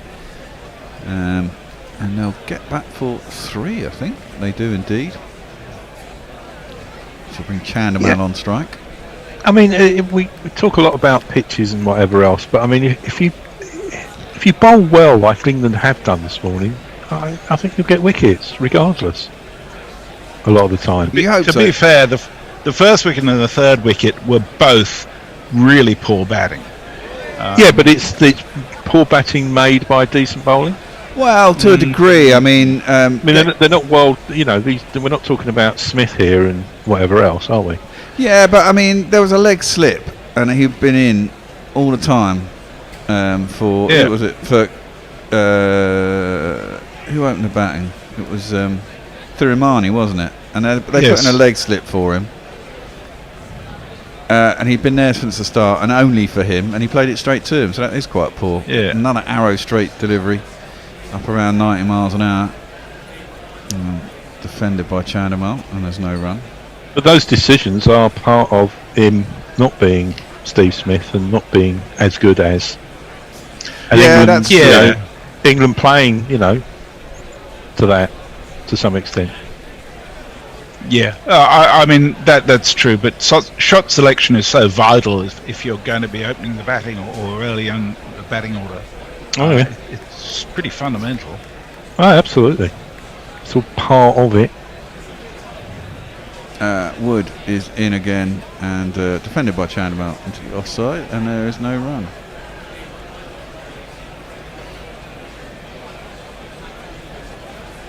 Let's see what's.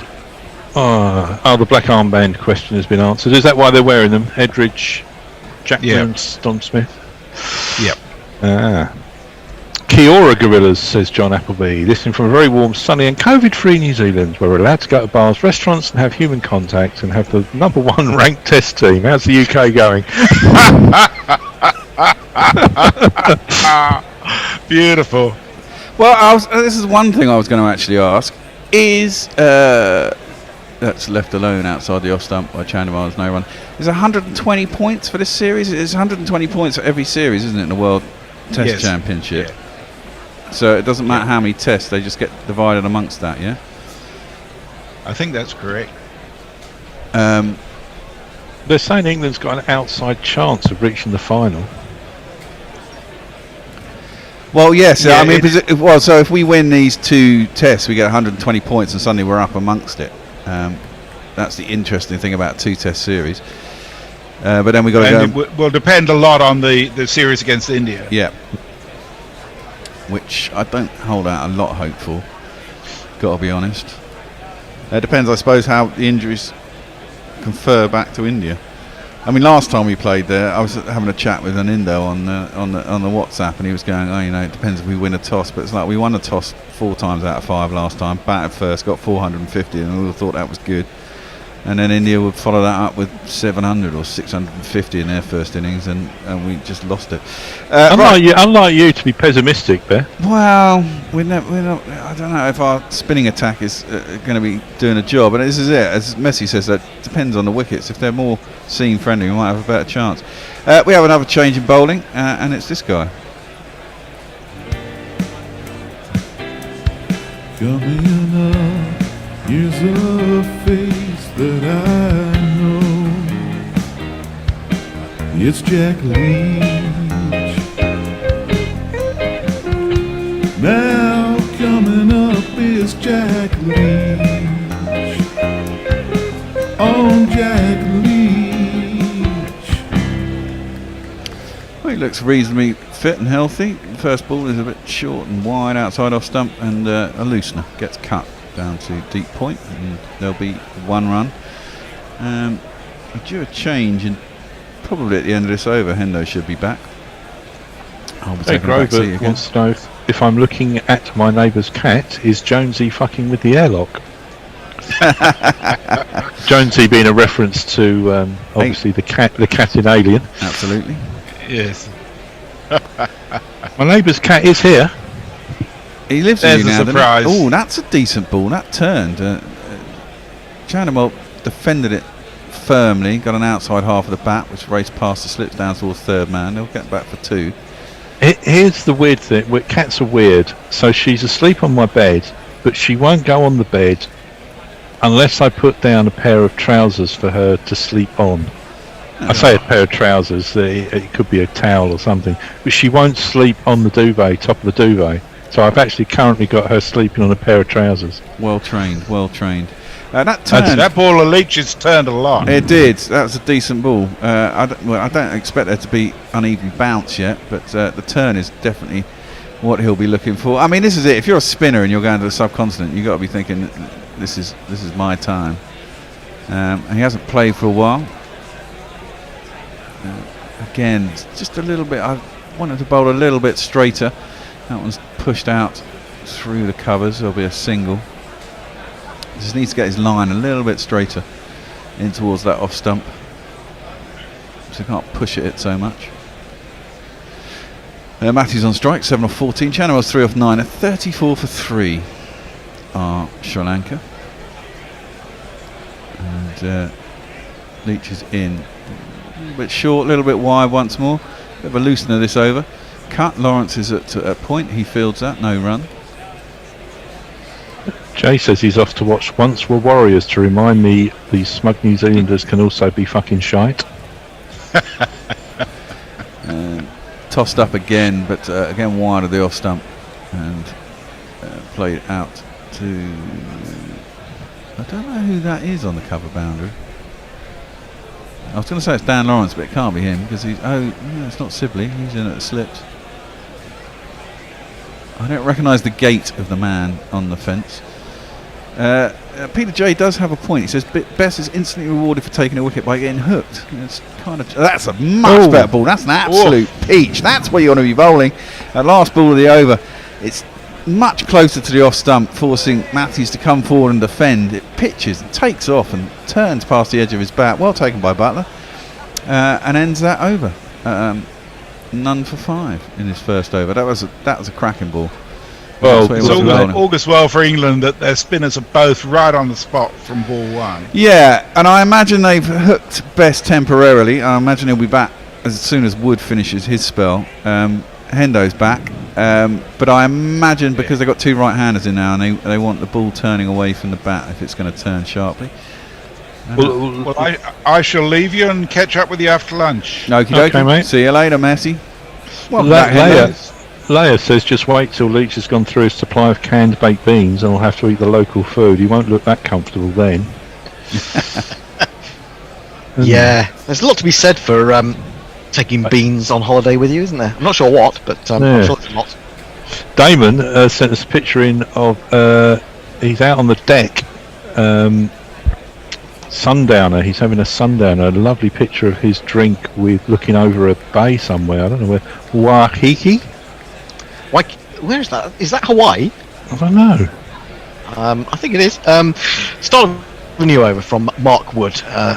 Drops this one in short, up into the armpit of Angelo Matthews, who's rather taken aback and jabs it into the onside. There is no run. His profile says he's a soccer millionaire. So, Damon, if you've got any spare cash, send it our way. Yeah, that's a good point. Actually, we should tell you that we can't do this for nothing. We do need you to help us a little bit and give us some money via Patreon, if you appreciate what we do, especially if you're somewhere out there in the wider world. As Wood is in it again short. This time it's pulled by Angelo Matthews, going up on one leg as he played that. There is Dan Lawrence in the outfield at the square, and his fellow Essex man Nestle boy is excited to see him. Yes, you can help us out. We normally have to pay for a studio. In fact, we do still have to pay for a studio, even though none of us are in it apart from the bear at the moment. We have to pay for the studio, and your contributions on patreon.com/Guerrilla Cricket help us immensely. If you'd like to pledge us a monthly amount, that'd be great. If you give us $10 a month, it being a US site effectively, if you give us $10 a month, you go on to our ever revolving list of wonderful people. In comes Wood, bowls another short one, down goes Chandimal underneath this one, and through to Butler it goes. Yes, you go on to our revolving name check on the bottom of our Facebook and YouTube pages, so you'll be able to see that. Is it on the YouTube page? Does it go on the YouTube page or just the Facebook page, Ben? No, it goes everywhere. It goes everywhere. If you only give us $2 a month, we say, why are you being so stingy? And we we're very grateful actually. But if you want to be on the carousel of names, you have to give us $10 or more a month, and we really appreciate it. And also, as Wood is in again, shortish, played down into the offside by Chandimal, wants a single, But Angela Matthews says, no, I'm getting on a bit in years, and I don't fancy that. So they end up taking no further action. 36 for 3. Sorry, what were you about to say? Well, I was going to say, we'll go back to patrons. As long as you haven't patroned before, stop patroning and patroning again. You can get, if you're a brand new Patreoner, we'll give you one of our World Cup t-shirts. Yeah, you can't get them anywhere else. You can't get them anywhere else. The only place you can get And a Gorilla there's a Cricket limited- World Cup t-shirt. And there's a limited number left. And they're a good t-shirt. I mean, it's A brilliant t-shirt, brilliant design. Wood in again. Bowl Shaw's he's definitely testing the Sri Lankan batsman with this one. It's jabbed away fine down to long leg by Chandimal, not without some discomfort. He moves to 4 and Sri Lanka 37 for 3. Wood's got generating decent pace here, isn't he? Certainly is, isn't he? It's been a good performance from England on the opening day. I mean, you may say that they're taking advantage of a fairly of a team in Sri Lanka who are lacking in confidence after what happened in South Africa, but they really are bowling pretty well. Sporting cliche coming up. You can only play what's in front of you, Hendo. That is true, and they're not playing very well at the moment. We've got a man at slip, we've got a man at short leg, we've got a man at backward square leg, a man at deep backward square, mid wicket fairly square, mid on, mid off, moving around more towards extra cover. Also a man square, backward of square on the offside. Well, this is too short from Wood, and it goes flying over Matthews. He doesn't even have to bend to get out of the way of that one. It was so short, and that is the end of the 14th over. Sri Lanka are 37 for 3. More tweets. I'm just going to go and make myself a coffee. Okay. All right. Mog says, yeah, give more money, you freeloaders. Yeah. Just going to pat ourselves on the back for those who don't know, and a big thanks to everyone who donated to the charity that we were running this winter with Sussex Cricket for the food bags in the bag, and we reached our target, didn't we? Yeah, what's more, you actually get some decent food in our food bags, unlike the government would send to you.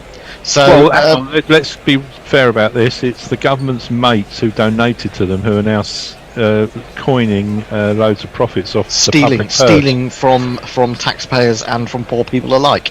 And so those are the same thing. Dominic Best will continue. 1 over, 1 maiden, 1 wicket. What a start for him. We have now got the dream team of Dominic Best and Jack Leach, who've come through youth teams together, bowling together in a test match. He's in and that turns, but it's well played by Angelo Matthews as he drops onto the front foot, plays it out to the offside, and Butler comes from behind the stumps to do the fielding.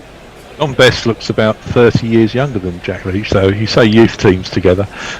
Yeah, I'm still wondering whether maybe Jack Leach had lost his hair at that point. Best in again, that's too flat and too short and really should have been put away, and perhaps if Sri Lanka were in a slightly more attacking sense of in an attacking mood, they would have put that away. Chandimal actually just plays it back to him, settles down again. Chandimal back in as captain today.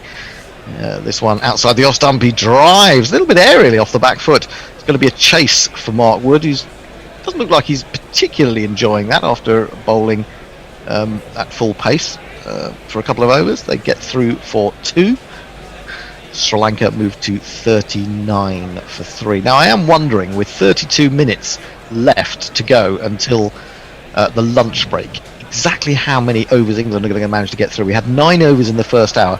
I mean, there were extenuating circumstances like sight screens not being the right colour and needing sheets put over them, various things like that, but it's still pretty poor. Chandimal onto the back foot again, trying to force, but hits it straight back to Best, and there is no. Well, if they continue with spin, they should get through a fair bit, shouldn't they? Yeah, I mean that's, I suppose, is one of the redeeming features. If you have got, if you're going to end up bowling a lot of overs of spin. 3 men round the bat, he's in again, and Chandimal drops onto the front foot and plays that to the man at short leg. And there's still 1 ball to go. I mean, Sri Lanka have just got to concentrate here and not lose another wicket before lunch, haven't they? Absolutely. That's just the key. That's at the moment. Don't worry about the runs. Yeah. I mean, Chandimal always was a very attacking Test batsman. Latter years, he's been encouraged to stay there a little bit more, I suppose, and build an innings. This is pulled round to the man at deep backward square. They come through for a single. Chandamal will keep the strike. That is the end of the over. It's 40 for 3. Nestlers. Connor has joined us on Hot Mic. He says, "Good evening, gents. Love your broadcast." Well, Connor, we love having you as a listener. Indeed. Yeah, I think we all go along with that. Yeah, thanks for that, Nestlers. The feeling is mutual. Jay says, "Hey kids, I've got a World Cup T-shirt. It's mint. It is mint. I volunteer as a model and all." He says, It's not literally mint. It's made out of cloth, like most T-shirts. Cotton? It's not actually. Is it the one that's banned by the ICC? That's the Banned one. by the ICC. In fact, we should do a design based on banned by the ICC, shouldn't we? Really? I just had a jingle come into my head for it. Banned by the ICC. Yeah. Yeah. I think you're right. Yeah. It's a good one, isn't it? How come Leach only had one over? Well, he's about to bowl his second, isn't he? Well, he was on at the end. Bess has just come on it. No, he wasn't. What are you talking about, Bear? Well, yeah, go and have some more coffee. Here he is. He's about to bowl. He's second over. I know it's confusing for you. He switched ends because Wood was bowling from this end. Ah, well spotted then. All right, we'll give you that. Jack Lee, 1 over for 5 runs. Bess has 1 for 3. I've got to just go and put my coffee on. Hang on a sec. Oh my goodness! Have you got me. your What's extra going on strong out weird there? coffee? People moving all the time. Lots of moving parts here at Gorilla. Chandamal then, right-handed batsman captain, playing his 58th test, I think it is. Drives this pleasantly through the offside. Broad is going to have to motor after it, but he leaves it in the end to Sam Curran, who is running round from deep point, and they get back for 2. Chandamal moves to 9. The score is 42 for 3. Now, I have some updated news from Twitter on Rob Lewis, the man who's been out there waiting for this match for 10 months in Sri Lanka, in Galle. And he was up on the ramparts earlier, and he put out his banners, and now he's been taken down. He's been taken off the ramparts. He's been thrown back down into the morass of everyday living at street level. This is defended to short leg, and there is no run. In comes Jack Leach, bowls, and this is defended to a shortish extra cover. That's Bess doing the fielding. We've got a slip and a gully. No other close fielders for the left arm spinner at the moment. And Chandamal 9 off 22 waits.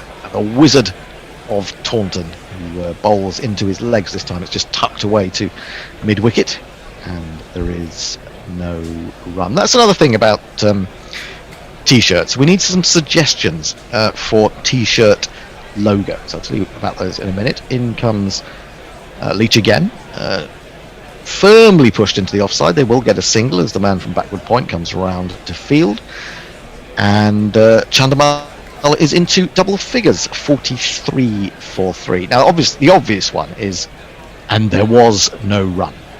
But we want some other suggestions that we can put on our T-shirts, and hopefully you will then buy them.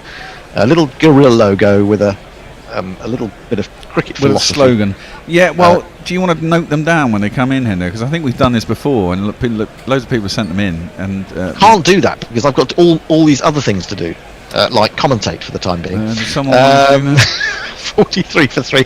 Perhaps you could put a hashtag on it, like Gorilla logo. Gorilla logo. This is defended into the offside. They think about a single, but Matthews is urged to go back by his captain, and there is no run. 43 for 3. Yeah, so hashtag Gorilla logo. We want your suggestions for commentary snippets that you think would look good on a T-shirt. Obviously, start you off with and there was no run, or and there is no run. But we want other ones as well. Any tweets, Nettlers? Yes, indeed. Moggs says, "I'm tempted to resend all my shitty BBL tweets to see how the different commentators react." Jay Grover says, "Now I like Gorilla Cricket, but why do you have to be so political?" What? What? I don't know. I think he's being sarcastic there, isn't he? I think he might Surely. And Mog says again, "Play the Hot Mic jingle." Oh, right. Okay. Well, we'll do that. Bess is going to start a new over. He's in, bowling to Chandamal, who is onto the back foot and pushes to extra cover, and there is no run. See what I did there? And there is no run. Oh, play at the end of the over. Okay. Best now into a third over. Into Chandamal. Bowls a flatter one, a quicker one, which he waits for and then tucks away towards mid-wicket. That's the one I don't like, Hendo, actually. I don't like that ball. He bowls that quite the flat a lot. ball? The flat ball into the legs, I just think is a bit of a waste of a delivery in a test match. Well, it wasn't as bad as the one he bowled in the previous over. He bowled a really flat, short piece of filth, which should have been put away. This one is given air. It's straight, and it's defended straight back to the bowler. And again, there is no run. Yes, he's into his 59th test, Dinesh Chandamal. And 1100s and 1950s. He's just hanging on. We're looking at the Heron again. The Heron is watching on. Poor old Rob Lewis has been chucked off the ramparts, but the Heron has taken up residence there. Here he is again, and Dominic Bess.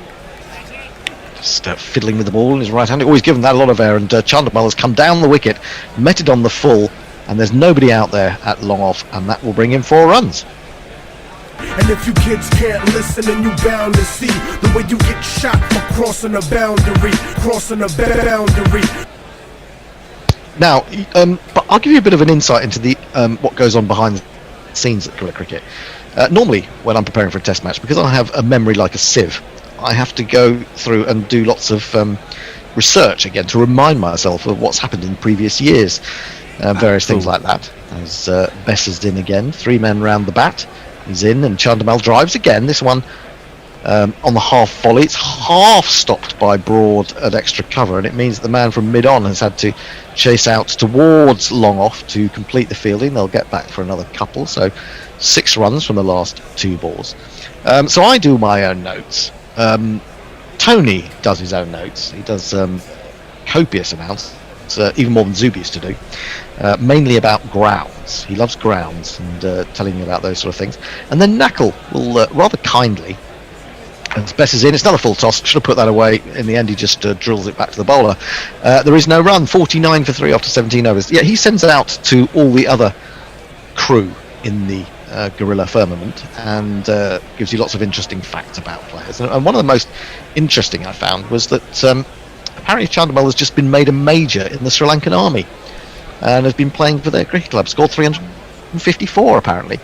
But in a strange way, I think that my fun fact of Dinesh Chandamal is a little bit better, and that is that his favourite food is fried dry anchovy sprats. Now, isn't that something that you now feel has enriched your life, knowing that fact? Yes. Isn't that? Yeah, I think so. Isn't that kind of similar to whitebait, really? Isn't it? Just with but it sounds better though, doesn't it? I mean, whitebait, fried dry anchovy sprats. I mean, that's not easy to say. No. Anyway, it sounds tasty. Chandamal has gone past 4,000 runs in Test cricket. So he needed 13 at the start of his innings. He's averaging 41. But he's on the striker's end at the moment, as Leach will continue. He's got a slip and a gully, very fine gully, and it's offered up outside off stump, driven pleasantly to the man guarding at deep cover. That is Sammy Curran. 50 up for Sri Lanka, 50 for 3 in the 18th over of the morning. Matthews has 10, Chandamal 16. Do we know what the weather has been like? Because it does look quite lush out there, doesn't it? It doesn't look dry. And it has been raining. It's been raining a lot for Sri Lanka at this time of year, apparently. Defended to short extra cover, and there is no run. So there is a little bit of worry that there may be some rain around today and throughout the test, to be fair. But it is, as Knackle has informed me on his incredible fact pack, the dry season. Anyway. Here he is again, Leach, once more into the drive. Nicely driven, but Bairstow is at short extra and he does the fielding. And there is no run. Have we got any Guerrilla logos yet, Nestlers? Well, yeah. Oh, they're coming through. We'll come to that at the end of the over then. 3 balls to go. They get through them fairly quickly when we've got spinners operating. Leach in again. Bowls. Oh, now he just managed to find a little bit of turn there. And it took the outside edge, a thick outside edge of Chandamal's bat as he probed forward. And that's a little bit of encouragement for Leach, I'd have to say. I wonder whether it's worth getting the getting the gully a little bit squarer for that. I don't know. I think perhaps he should be a bit squarer. He's more of a second slip, really, than a gully.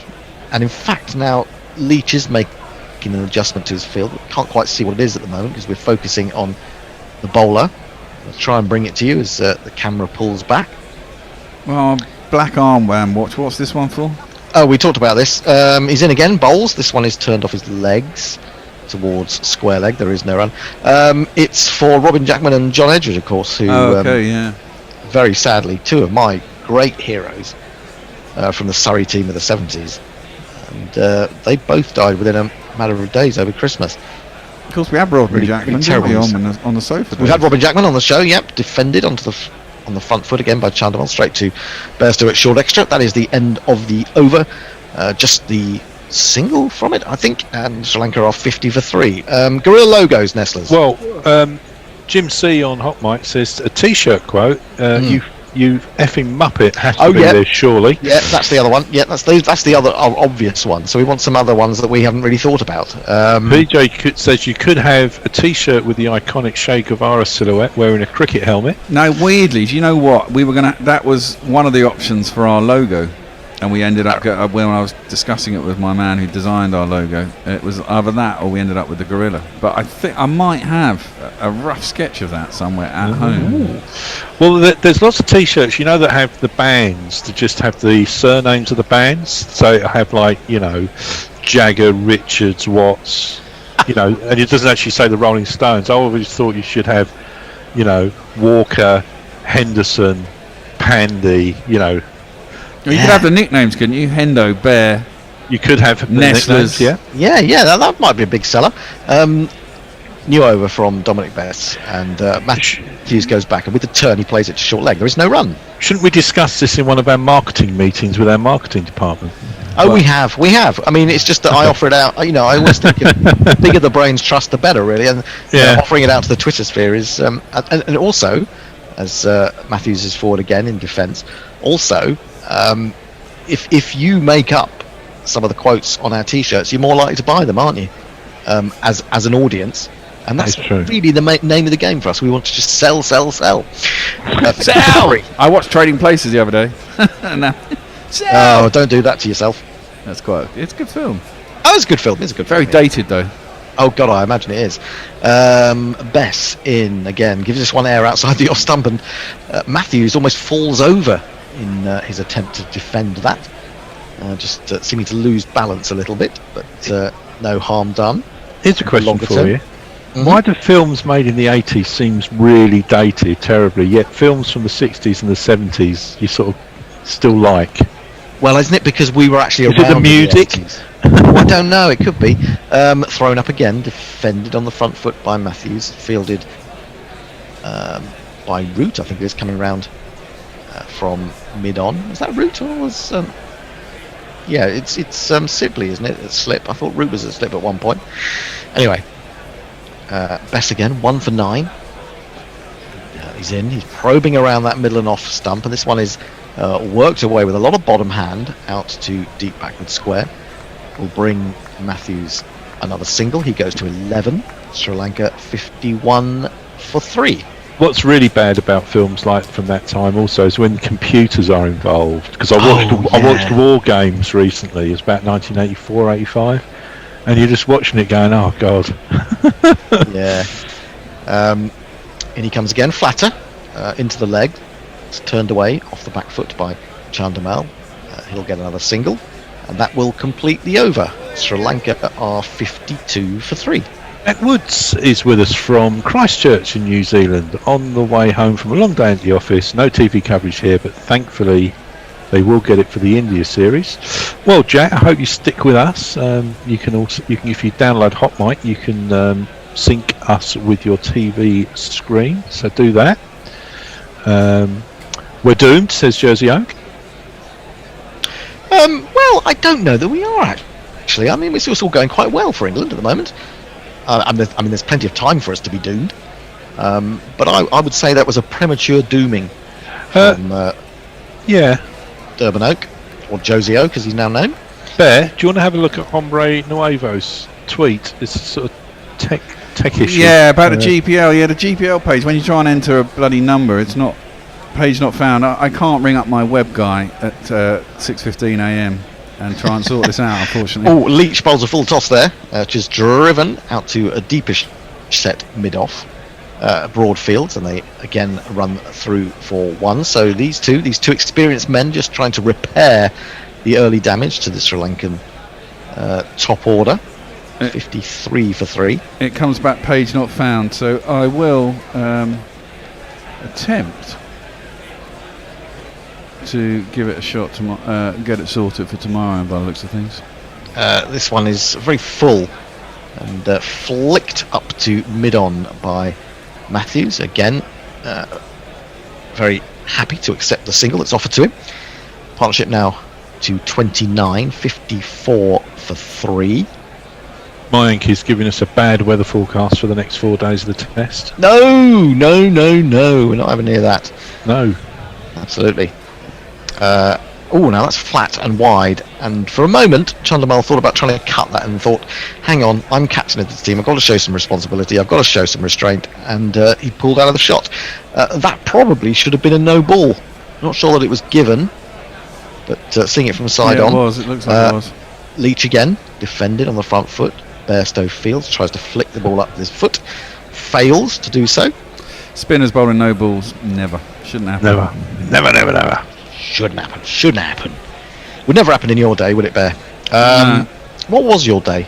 Anyway, here's Leach again, bowls. He tries to sweep this off leg stump, or maybe just outside. Gets something on it, and it goes fine. Let's see, is it going to be a leg bye? Yes, indeed it is. The second summer of love, wasn't it? the best when the Bears day. Yeah, probably. Early 90s, yeah. 90s. Was that the second summer of love? Yeah. How many summers of love have there been? Well, it was 69 and 89 to 90, whatever, 89, 90. 67 was the first, wasn't it? Yeah. I don't remember 89 being a summer of love. Well, it's it was a rave thing. You weren't raving. Now that one turns, but Matthews manages to adjust and play it square on the offside. Rave culture, Hendo. Oh, God, you weren't there, were you? I was. I don't remember much of it, but I was there.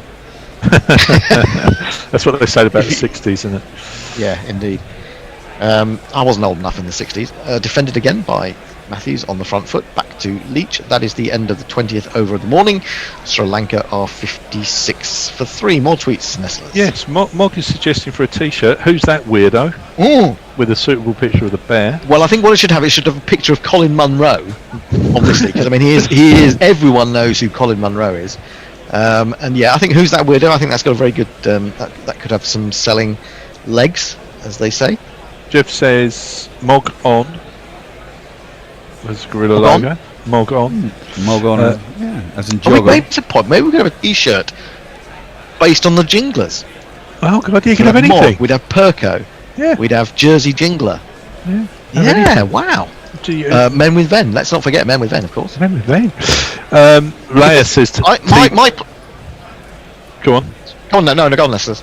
I have to say, TV shows from the 70s have aged horribly, though, she said. Have you watched Kojak lately? No, not lately, no, funnily enough. There's something sort of charming and nostalgic about watching things like that, though, isn't there? Stuff from your youth. Best bowls, and this is played defensively with the spin, off a thick inside edge to the man on the 45. Although you do go back and watch those things and think, oh my God, this is terrible. Ooh, now I have to tell you that took a little bit of a chunk out of the top of the pitch. Now that's encouraging for Sri Lanka more than anything, if England are going to have to bat last on this. Down the wicket comes Chandamal this time, plays a nice drive, tempted stop by the man at extra cover. Can't really do much, but he gets a hand on it. Poor old Stuart Broad has had to run miles from mid-on to field that in a position around about long off, and they've probably got through for 3 there, I would think. 59 for 3. Yeah, I mean, just before Christmas, they show, for some unbeknown reason, they showed a repeat of a former Christmas Some Mothers Do Have 'Em. Oh my God, I lasted about 30 seconds. 30 seconds was all I could manage. It was that cringe-inducing. It was dreadful. I know. Bess in again, bowls, and Matthews is taking up residence right on off stump there. He's getting right across to ensure that if he does end up getting hit on the pad, that he won't be LBW, and he's got less chance of popping it up to the man at short leg. Comes down the wicket and gives the pitch a little bit of a prod. We're getting one of these two out, couldn't we? Yep. They do look settled now. Well, I don't know about that. Although England do seem to be allowing them too many relatively easy singles. As that one is another one pushed down to long on. 60 is up, 60 for 3. Well, this is what I worry about when we go to India. Oh yeah, they'll just nurdle the pants off us, won't they? Yeah, exactly. And then they'll hit 4s and 6s as well. I think I have to say, as best is it always right up outside off stump. This is driven, half stopped by the man at backward point, and the ball springs away. Leach does the follow-up fielding, and they get through for 1. 61 for 3. Now, Bear, are you ready? Are you ready with the Zoom link to send to our man? I've sent him the Zoom link. He's not responded. He's not responded yet. Oh well, maybe because he's been thrown off the ramparts. Yeah. Not literally. That would be a bit harsh. But if we can track him down, we'll have a chat with him. If not, then obviously we won't. Bess in all flat nonsense and pulled by Matthews, but it took such an age to come onto him, the ball there, that he didn't really put it away for the runs that it deserved. And Jack Leach does the fielding at backward square leg. That's the end of the 21st over. The score is 61 for 3. More Nestlers. Mog says Forbidden Planet, made in the 50s, has better special effects than Doctor Who does today. Oh, Forbidden Planet. I love Forbidden Planet. Let's have a look here. Where are we? Oh, for fuck's sake, Katie, shut the fuck up. I want to listen to listen to cricket. Stop telling me about what you had to eat in Venice and how expensive your socks are. Might be a bit wee long for a t-shirt though, says Jay. Yes, I like that, Jay. I like where you're going with that one, but yeah, we may be able to finesse that one slightly, and I don't know, maybe we need to talk about various artists as well. Driven, as Leach starts a new over. Driven into the ground. It pops up nastily for Lawrence at extra cover there, and does well to actually prevent that running away for more runs. Leach is into his 5th over. He's got figures of none for 12, just finding some spin out there. He's in again, throws it up, defended back. Leach runs across to his left to field, and again there is no run. Jersey Oak makes the point about the reason he tweeted "We're doomed" is as a t-shirt logo. Oh, of course. Sorry. Yes, sorry, I missed that. Oh well, and another Messi Jez has come in with one, hasn't he, as well, with a logo, because you like your cricket sweary. We don't swear. The Bear's the only person who swears. Driven. Oh, what's happened there? Is that a catch? No, not quite. It would appear. Lawrence is the man diving away to his left, adorned in sunglasses, making his debut, of course, today in England colours. I'd love to see that again. We're not getting a lot of replay, so here's one. I thought he hit that in the air. He did. Oh, he dropped it. Has he dropped that? He's dropped it, yeah.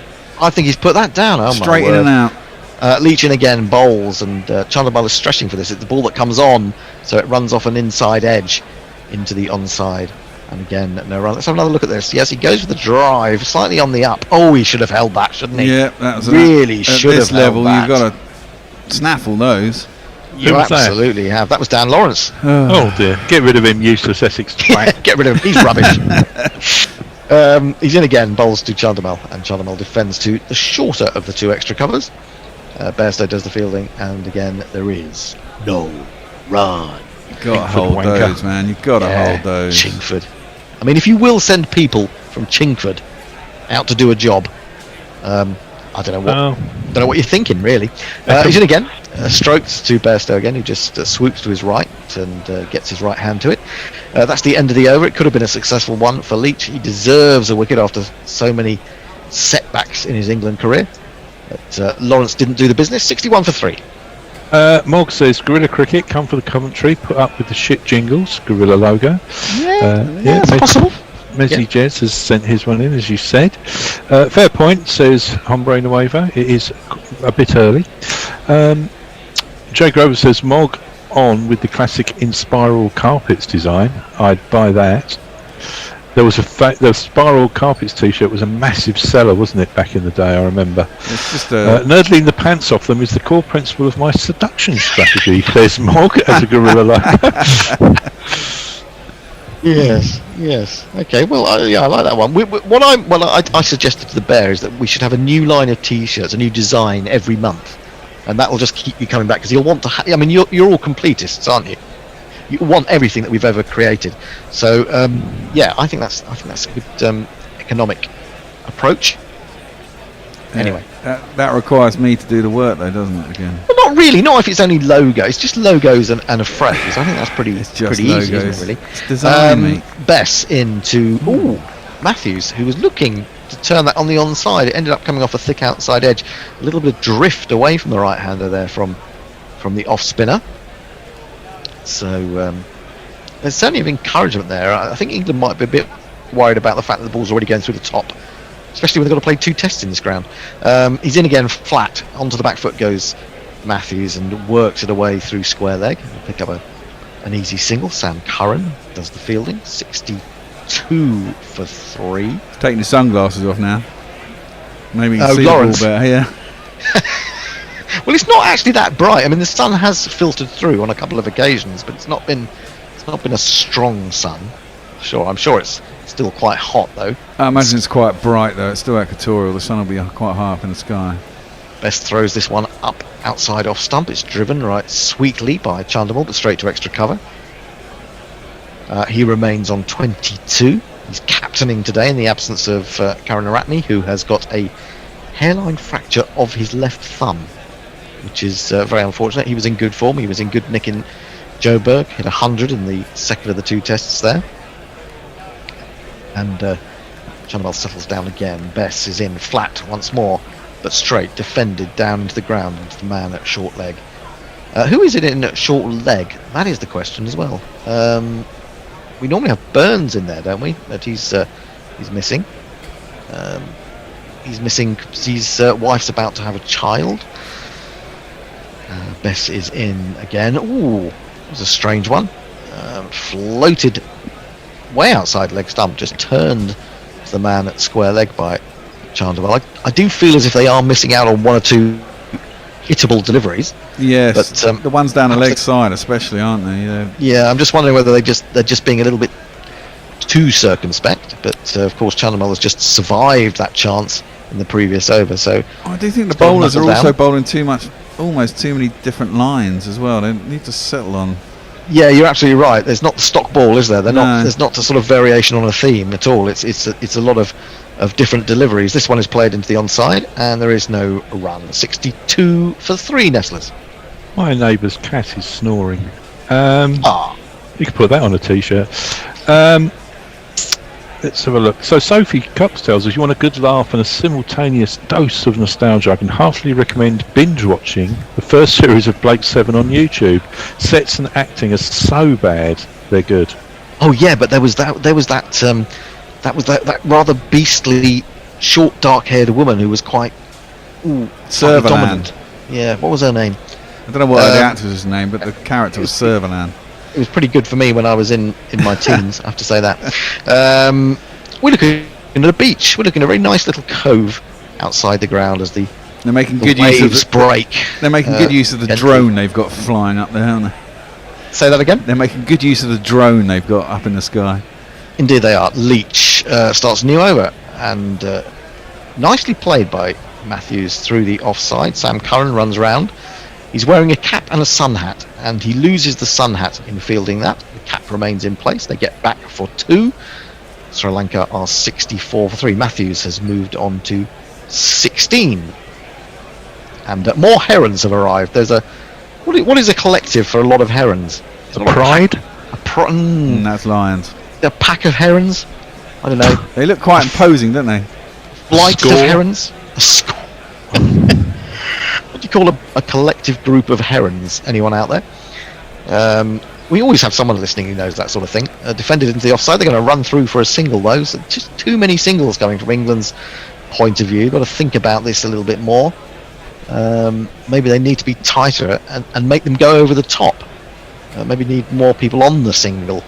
Well, Anyway. I mean, we've been quite critical. They haven't played for a long time and they've got to settle in. But I mean, as a spinner, you really do want to just try and keep on the splice for a little while and get your rhythm going. But they just seem to changing that ball up all the time. Yep. I think the line has been a little bit more consistent from Leach than it has been from Dominic Best. This is defended into the offside. He's got a man now come in front at silly mid-off. It's Bairstow. It's Bairstow. He's the sacrificial lamb, isn't he? He's They don't like him, do they? They don't like him. They don't want him in the team. They just stick him there. In comes Leach again. He's practically on the pitch there, isn't he? That's hit him on the pad. A bit of excitement from Bairstow at silly mid-off. That was a peach of a delivery. Pitched on what, middle? Spat past the outside edge of the bat. Not taken by Butler. If he had got a nick on it. Ooh. Yeah, well, there we go. Well, we know the fact that I gave you about Butler and his inability to stump anyone in Test cricket. Ben Folkes would have probably had that. So we've got a slipper Galle and a silly mid-off. In comes Leach, bowls again. Chandamal gets right forward, kills any hint of spin, plays it to Bairstow, and there is no run. Of course, last time times you see Butler drop the ball. I mean, not that there's a chance of a wicket, just in general play, just drops the ball behind the stumps all the time, it seems to me. Quite a lot. It was a brilliant delivery, actually. I don't think I commentated on it very well. I thought I maybe have just looked up and saw that it was a runabout with a wicketkeeper. This is driven to extra cover. There is again no run, and Sri Lanka are 65 for 3. Is that lunch?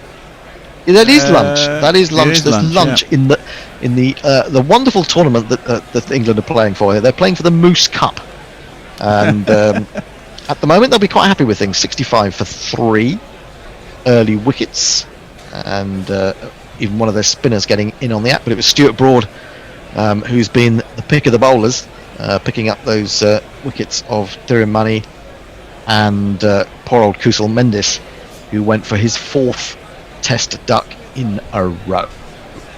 So that brings you up to date. 24 overs bowled in the session, 65 runs scored, 3 wickets taken. Now, Bear, tell me, have we tracked Rob down yet? No, he's not got back to us, mate. Okay, I sent him a link. Shame. It is a shame, but I sent him a link. Well, maybe we'll try him at tea. Maybe we'll send it. Oh no, we have sent him a message, haven't we? So we sent him a message. We need to get him to get back in touch with us to say he's available and to hook into our Zoom. Well, anyone who knows Rob and knows that we're trying to get hold of him, if you've got an even better line to him than we have, can you just give him a little nudge and tell him that we're after him? But it looks like it's going to have to wait till tea now. We're trying to find out what's happening with him.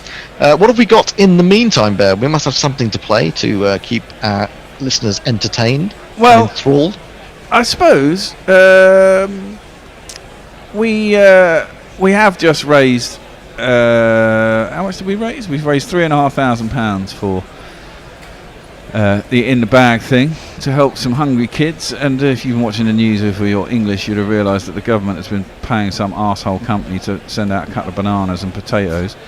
Did you see that? It's a fucking disgrace. We've been talking about it, Bear. It's unbelievable. Unbelievable. So we've done our bit, and we've raised this money for in the bag, which is with Sussex Cricket Association, to help get 1,000 bags for people who are in need. And Joe Glazebrook,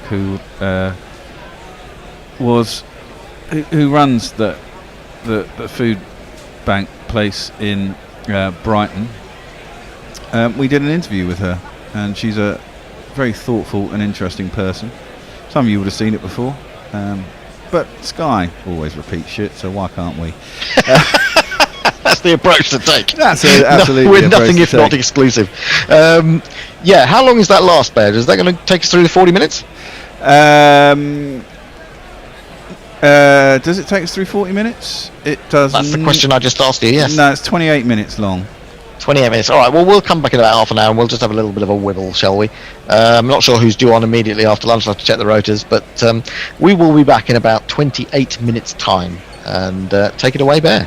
I will do indeed. Just got to change it over to that. Okie dokie. We're off. See you shortly. Bye. I'm joined by Toby Chairman Mao, Jamie Howe, back in the 2019 series victory over England. I noticed that one of the things you're offering now during the Václav lockdown Havel, Zoom masterclasses. Graham Saville, Can you learn cricket via Zoom? No Surrender, Percy Fender, Guerrilla Cricket. Breakdown of people's 1.7 million UK children are estimated to live in a household that does not have access to sufficient food to make up a healthy diet. And in the wake of the coronavirus, the numbers expected to get even worse. In fact, a recent September report by the Food Foundation estimated there'll be up to another 300,000 more working-age adults food insecure as they transition from furlough or employment to unemployment. At Guerrilla Cricket, we think this is appalling. It must not happen. So we are working with the Sussex Cricket Foundation to do something about it. And with the warmth and generosity of our global community of followers, we believe that we can. So far, your generosity in supporting our In the Bag appeal has raised £1,118. That is 320 food bags you've provided for people who really need them. It's also 31%, I beg your pardon, towards our target of £3,500. It's a fantastic start, but we do need more. But who creates the food bags? What goes into them? Who gets them to the people that need them, and how? I am with Joe Glazebrook of the Brighton and Hove Food Foundation, who can answer these questions. Joe, a very warm welcome, and thank you so much for your time today. You are welcome. It's Brighton and Hove Food Partnership. Oh, I beg your pardon. It's absolutely fine. It's absolutely fine. Just going forward. I never like to make a mistake in the first line, but there you go. I was like, should I say anything or not? I was like, yeah, just say it. If I get it wrong, I'm happy that you tell me. So just tell us a little bit about yourself, Joe. Who are you? So who am I? This is a very big question. So I guess I'll tell you about my working life. So I work at Brighton and Hove Food Partnership. I've been working there for about 8 years now, over a variety of different roles. The Food Partnership have been alive since 2003, and we do lots of different aspects of work around food. All of them kind of encourage people to come together around food in some way. So I guess the sort of whistle-stop tour of us is that we teach people how to cook, we teach people how to grow their own food. We are very active in encouraging people to compost, to think about their own food waste, and we also work on more kind of strategic policy level with large organisations and other projects around food waste, food poverty, food strategy on a local and a national level. My most recent role at the Food Partnership has been running a community kitchen, which is our own cookery school based in the centre of Brighton, which we've had for over 2 years, teaching people how to cook. And they are community, low cost, or free classes for members of our community, adults with learning disabilities, adults with dementia, people on low incomes, people with health conditions, and also a commercial fundraising aspect to the kitchen, whereby people will come along and do classes that they pay a ticket, pay a price for a ticket, with local chefs, different kinds of cuisines, and people will all create their own food, learn how to make some dishes, and then they'll sit around our communal dining area and eat together. A lot of it's really geared towards helping people to understand how to create and then enjoy nutritious food, making it available. But it's education. It's not just putting food where it's needed into hungry mouths and tummies. It's far more than that, right? Absolutely, and it's about a celebration of food. It's around connecting people around food. So people might come along to a class with a partner, a friend, a family member, or they might come along on their own.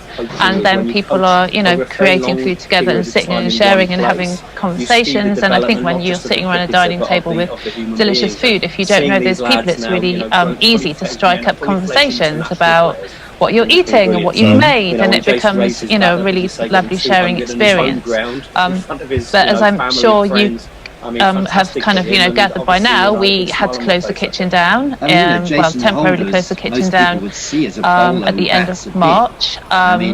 Popped it up open again in September. Apologies, I really lose track of time over the past year, as so many people have. And it's temporarily closed again at the moment, just because because of COVID. Absolutely, and I think short answer.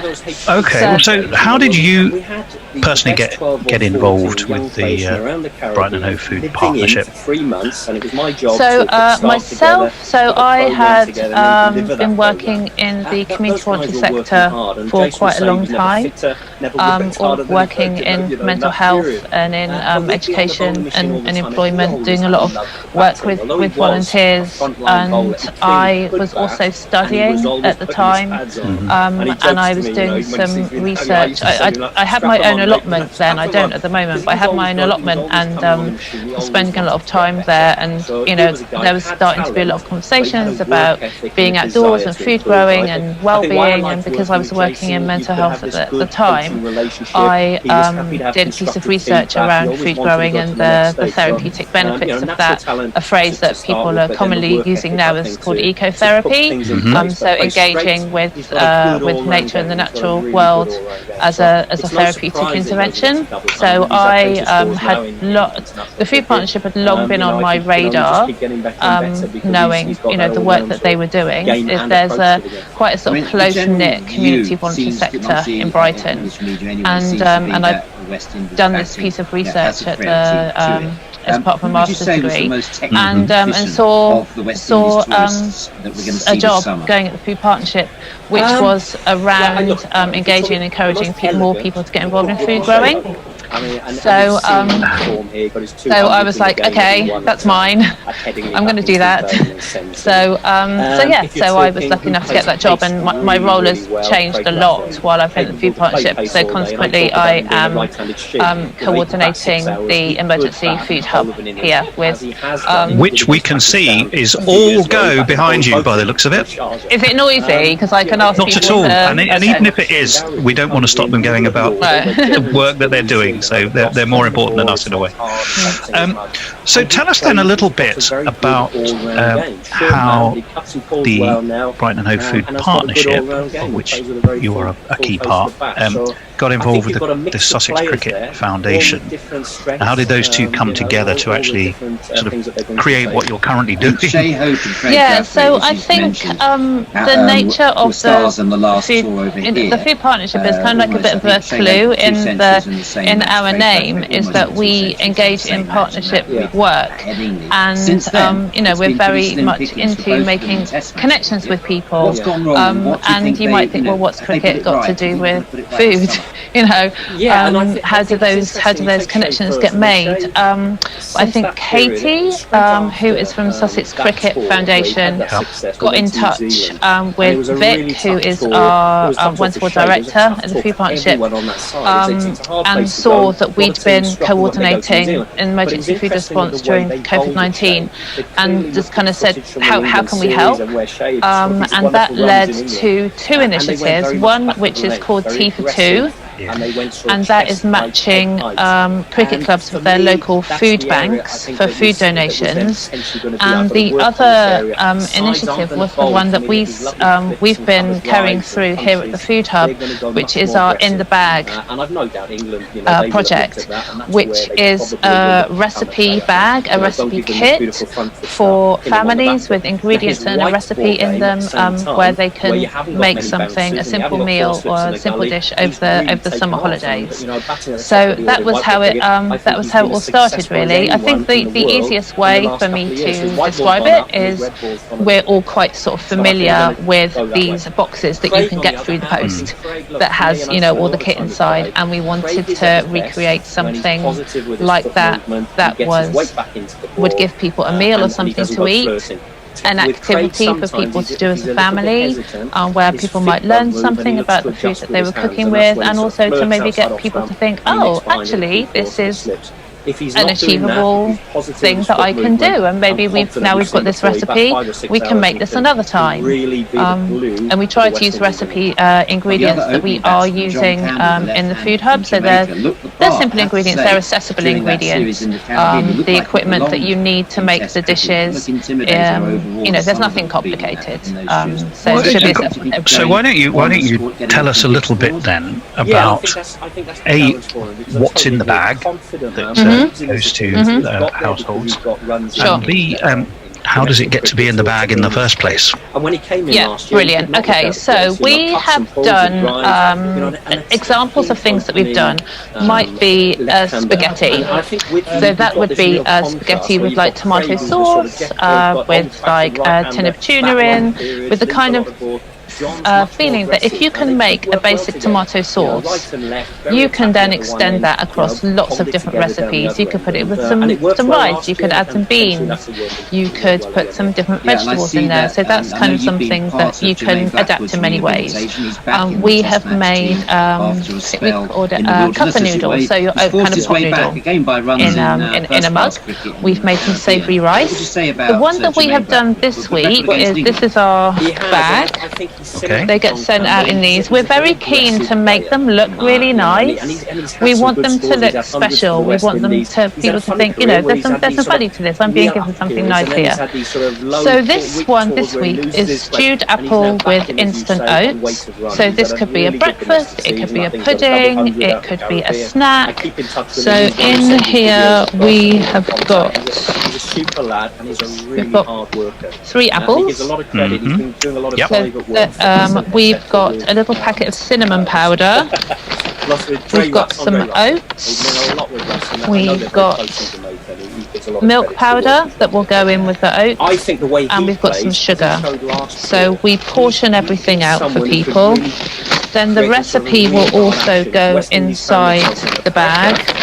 The recipe will kind of tell you, it's quite hard to see in the light, but the recipe will tell you exactly the equipment that you need, so people can get all the equipment out that's ready that they need. It will tell you the ingredients and then the method, stage by stage. And along with this one, there is get as many dot balls in frustrating. A picture of an apple. Like a picture of an apple, like a cross section of an apple that can be coloured in, and it asks people to identify the stem, the leaf, the skin, the flesh, the core, and the seed. So there's some learning there about the apple as well.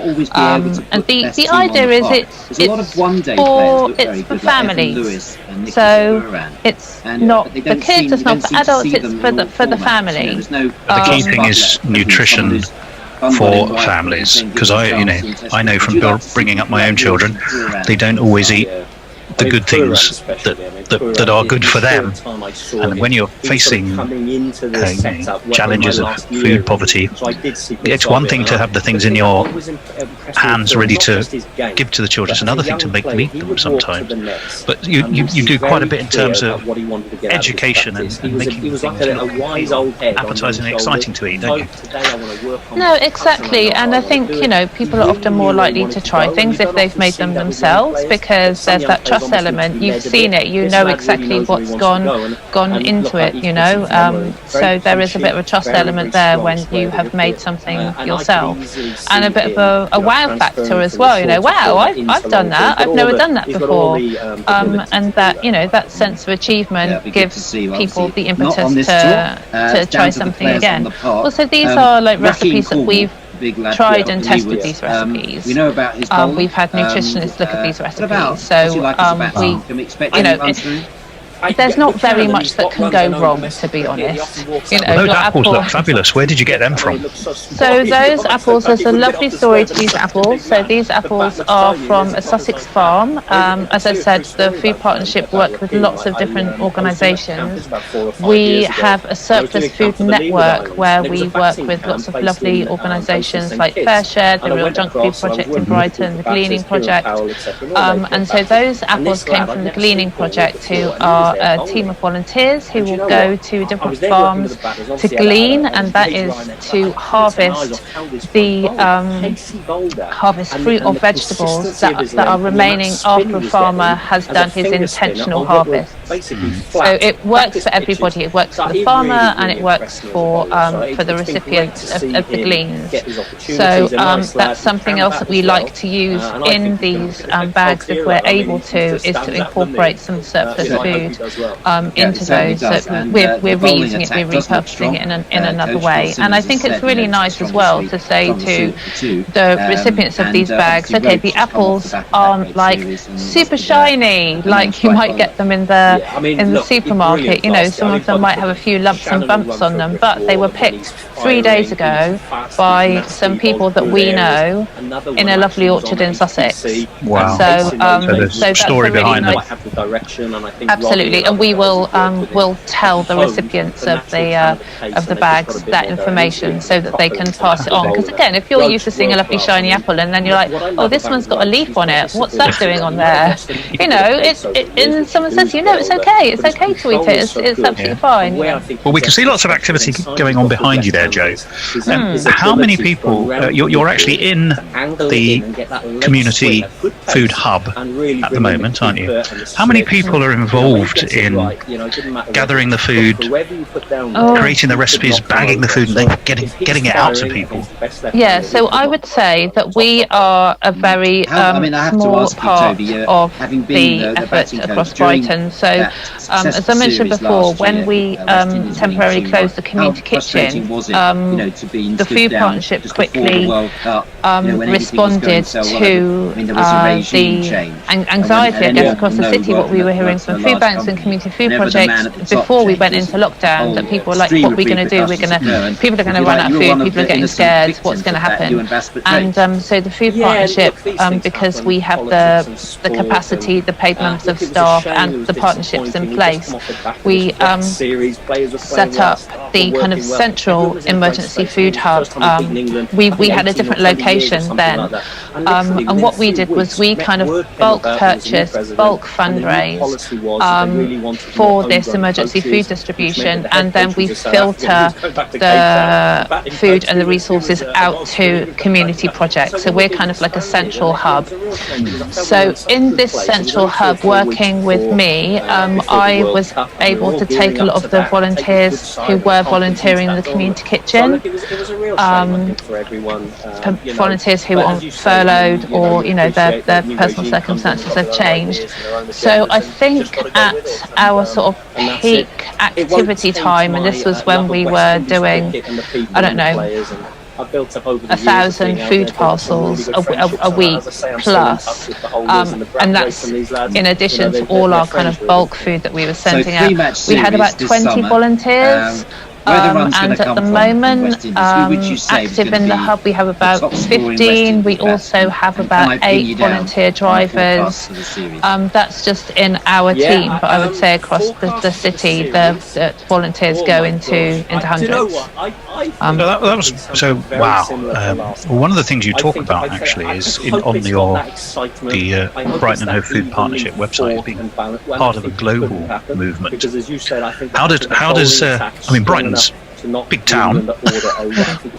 How is it part of the global movement in terms of getting healthy, nutritious food to people around the world? Yeah, I mean, I guess that when we started in 2003, there weren't very many food partnerships, and now you will see that there are food partnerships cropping up in other cities. And cropping up isn't actually the right word. You know, it's very intentional action by other cities. Food-related word. We haven't mentioned Ross. Exactly. Yeah. Very good link there. And we presented a food strategy called Spade to Spoon a few years ago, which was kind of like a template of how food partnerships could work. So we have been approached, over the years by lots of different people who are like, we want to set up a food partnership. How do we go about it. So I guess we have been one of the forerunners in kind of setting up food partnerships, and we've always tried to share what we know with other people. So I would say that that's kind of how we've influenced people. There's a lot of information on our website. We've been to, you know, events across the country and, you know, places in Europe speaking about our work. We do some work. We have had some partners in Europe where we're doing work with. So I think we've tried to share the things that we have learned along the way, the things that have been our successes and some of our things, some of our challenges. So I think that's kind of how we've done that. We have our listeners, followers, fans of Guerrilla Cricket. We've worked out over 200 countries around the world. So if anybody thinks that they want to get involved or could set up something similar, it's not easy. But if you wanted any help or information, I've no doubt come to us and we'll put you in touch with Jo and her team who could steer you in the right direction. One question then, Jo, is as well, how do you know around the area that you operate in where the help is needed? How do you know which families need help? Where the van is going to pull up outside and deliver the recipes? Who gives you that information so you know it's going to the right people? That's going to be the biggest adjustment. Again, this comes down to partnership work, because we are delivering, as well as the In the Bag project, we're delivering, you know, on the day emergency food bags and bulk food to different food banks and community food hubs for their redistribution. So those community hubs will be working directly in the community with families through community engagement. So, for example, this morning we've sent out 130 of these with one of our volunteer drivers to a children's centre. And the children's centre, they are in touch with the families. Oh, okay. So it's ensuring by going to the children's centre that it makes sure that it's where it's a family with children that is going to get the benefit of the distribution of the food. Absolutely, and the family may be going into the children's centre anyway to be collecting food for their general store cupboard, or they may be going in for advice or guidance or some other resource that they can get from the children's centre. Where right now do you think you need the most help? I mean, clearly we're raising the money, and that's vitally important because that physically gets the food selected, sourced, and delivered. But in terms of operations and the work that you're doing, if there were people who happen to be listening in the Sussex area and they wanted to, I could help here. Where do you need the most help right now? I mean, if we're talking about the In the Bag project, things that are really useful that we are trying to source at the moment is, for example, I spoke about this colouring in sheet, of the apples. So if there's anyone who has access to any resources, booklets or little activities or anything that we can put into these bags, anything kind of food related, like I don't know if anyone works for a catering company, if they have access to cookie cutters or any kind of baking, small items that we can put into a bag, that's really welcome. Also, we spend quite a lot of money on packaging.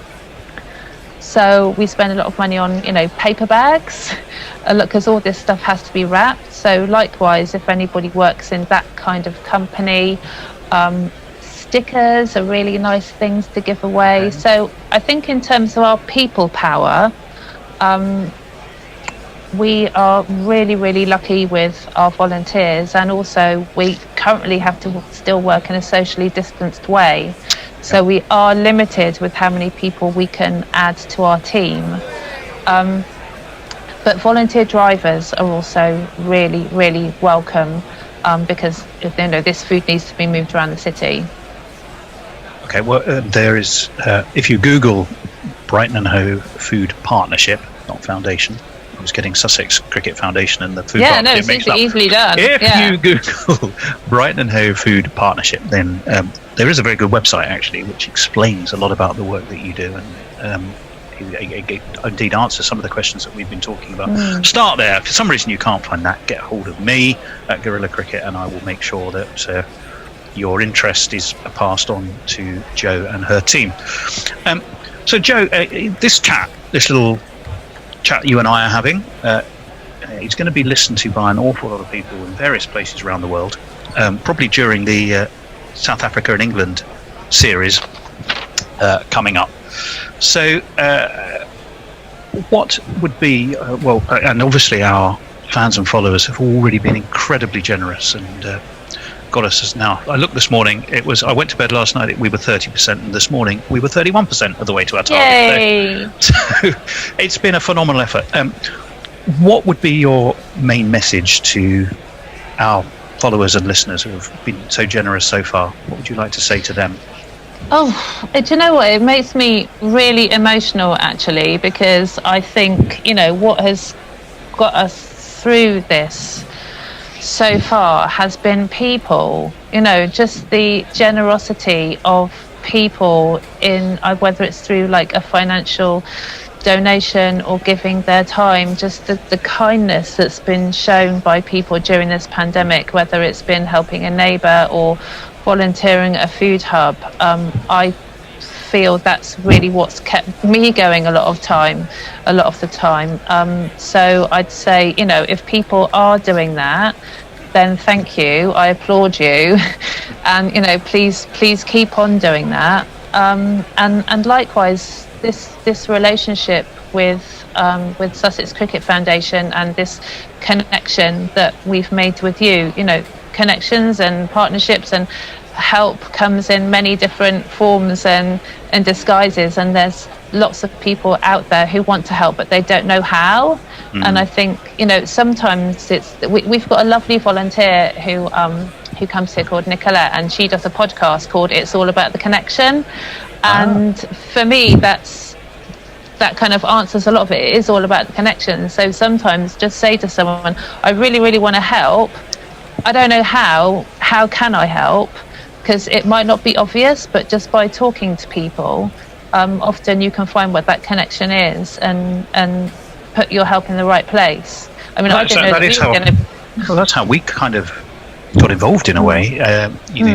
We suddenly thought, well, clearly the work that Marcus Rashford has done to raise profile and people to understand the need, we said this is just not good enough. We really want to do something to help here. We realised that, as guerrillas, we're nowhere near organised enough to actually get out and deliver things, let alone put food in parcel.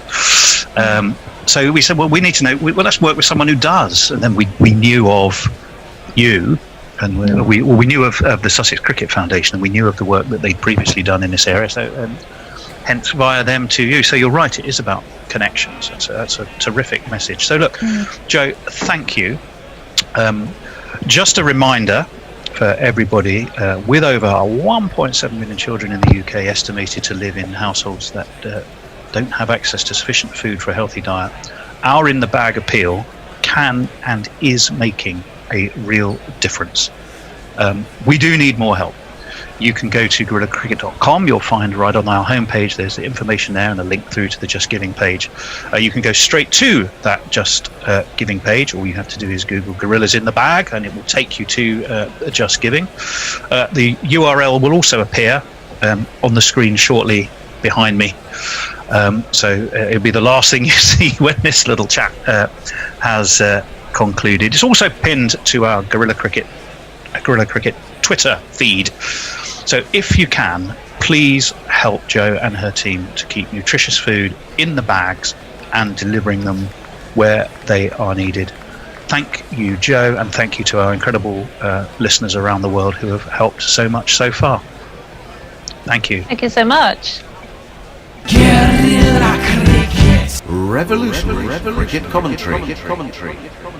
Ooh, that's me going all echoey. I'm Gorilla Hendo, by the way, Nigel Henderson. You can join me and the Bear and Messy Jez and Nestlers and Gary's about to come in and do some bull-by-bull commentary. But before we move into the second session, a reminder, it's been quite a good session for England, 65-3 Sri Lanka after winning the toss and choosing to bat. You will remember that shortly before lunch we were talking about the herons that have taken up residence on the outfield, and we were trying to find out what you call the collective of herons, and we did get some tweets on that, so I'm just going to have to roll down and find those if I can. Yes, Diana, yes, Nestor's is there as well. He's you're on the tweets. Good man.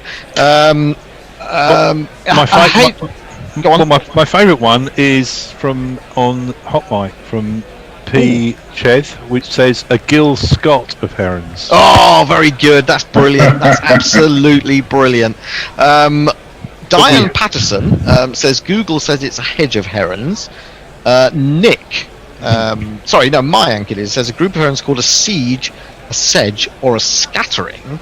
And I think we also had one from Nick Martin who says collective nouns for herons are a battery, a hedge, a pose, a rookery, or a scattering. So basically, it seems to me you could just make up anything you want for a bunch of herons. That actually applies to pretty well everything. I remember looking up the Parliament of Rooks at one stage. And there's a book going back to the 17th century which sets out collective nouns, and they were all a matter of who made up what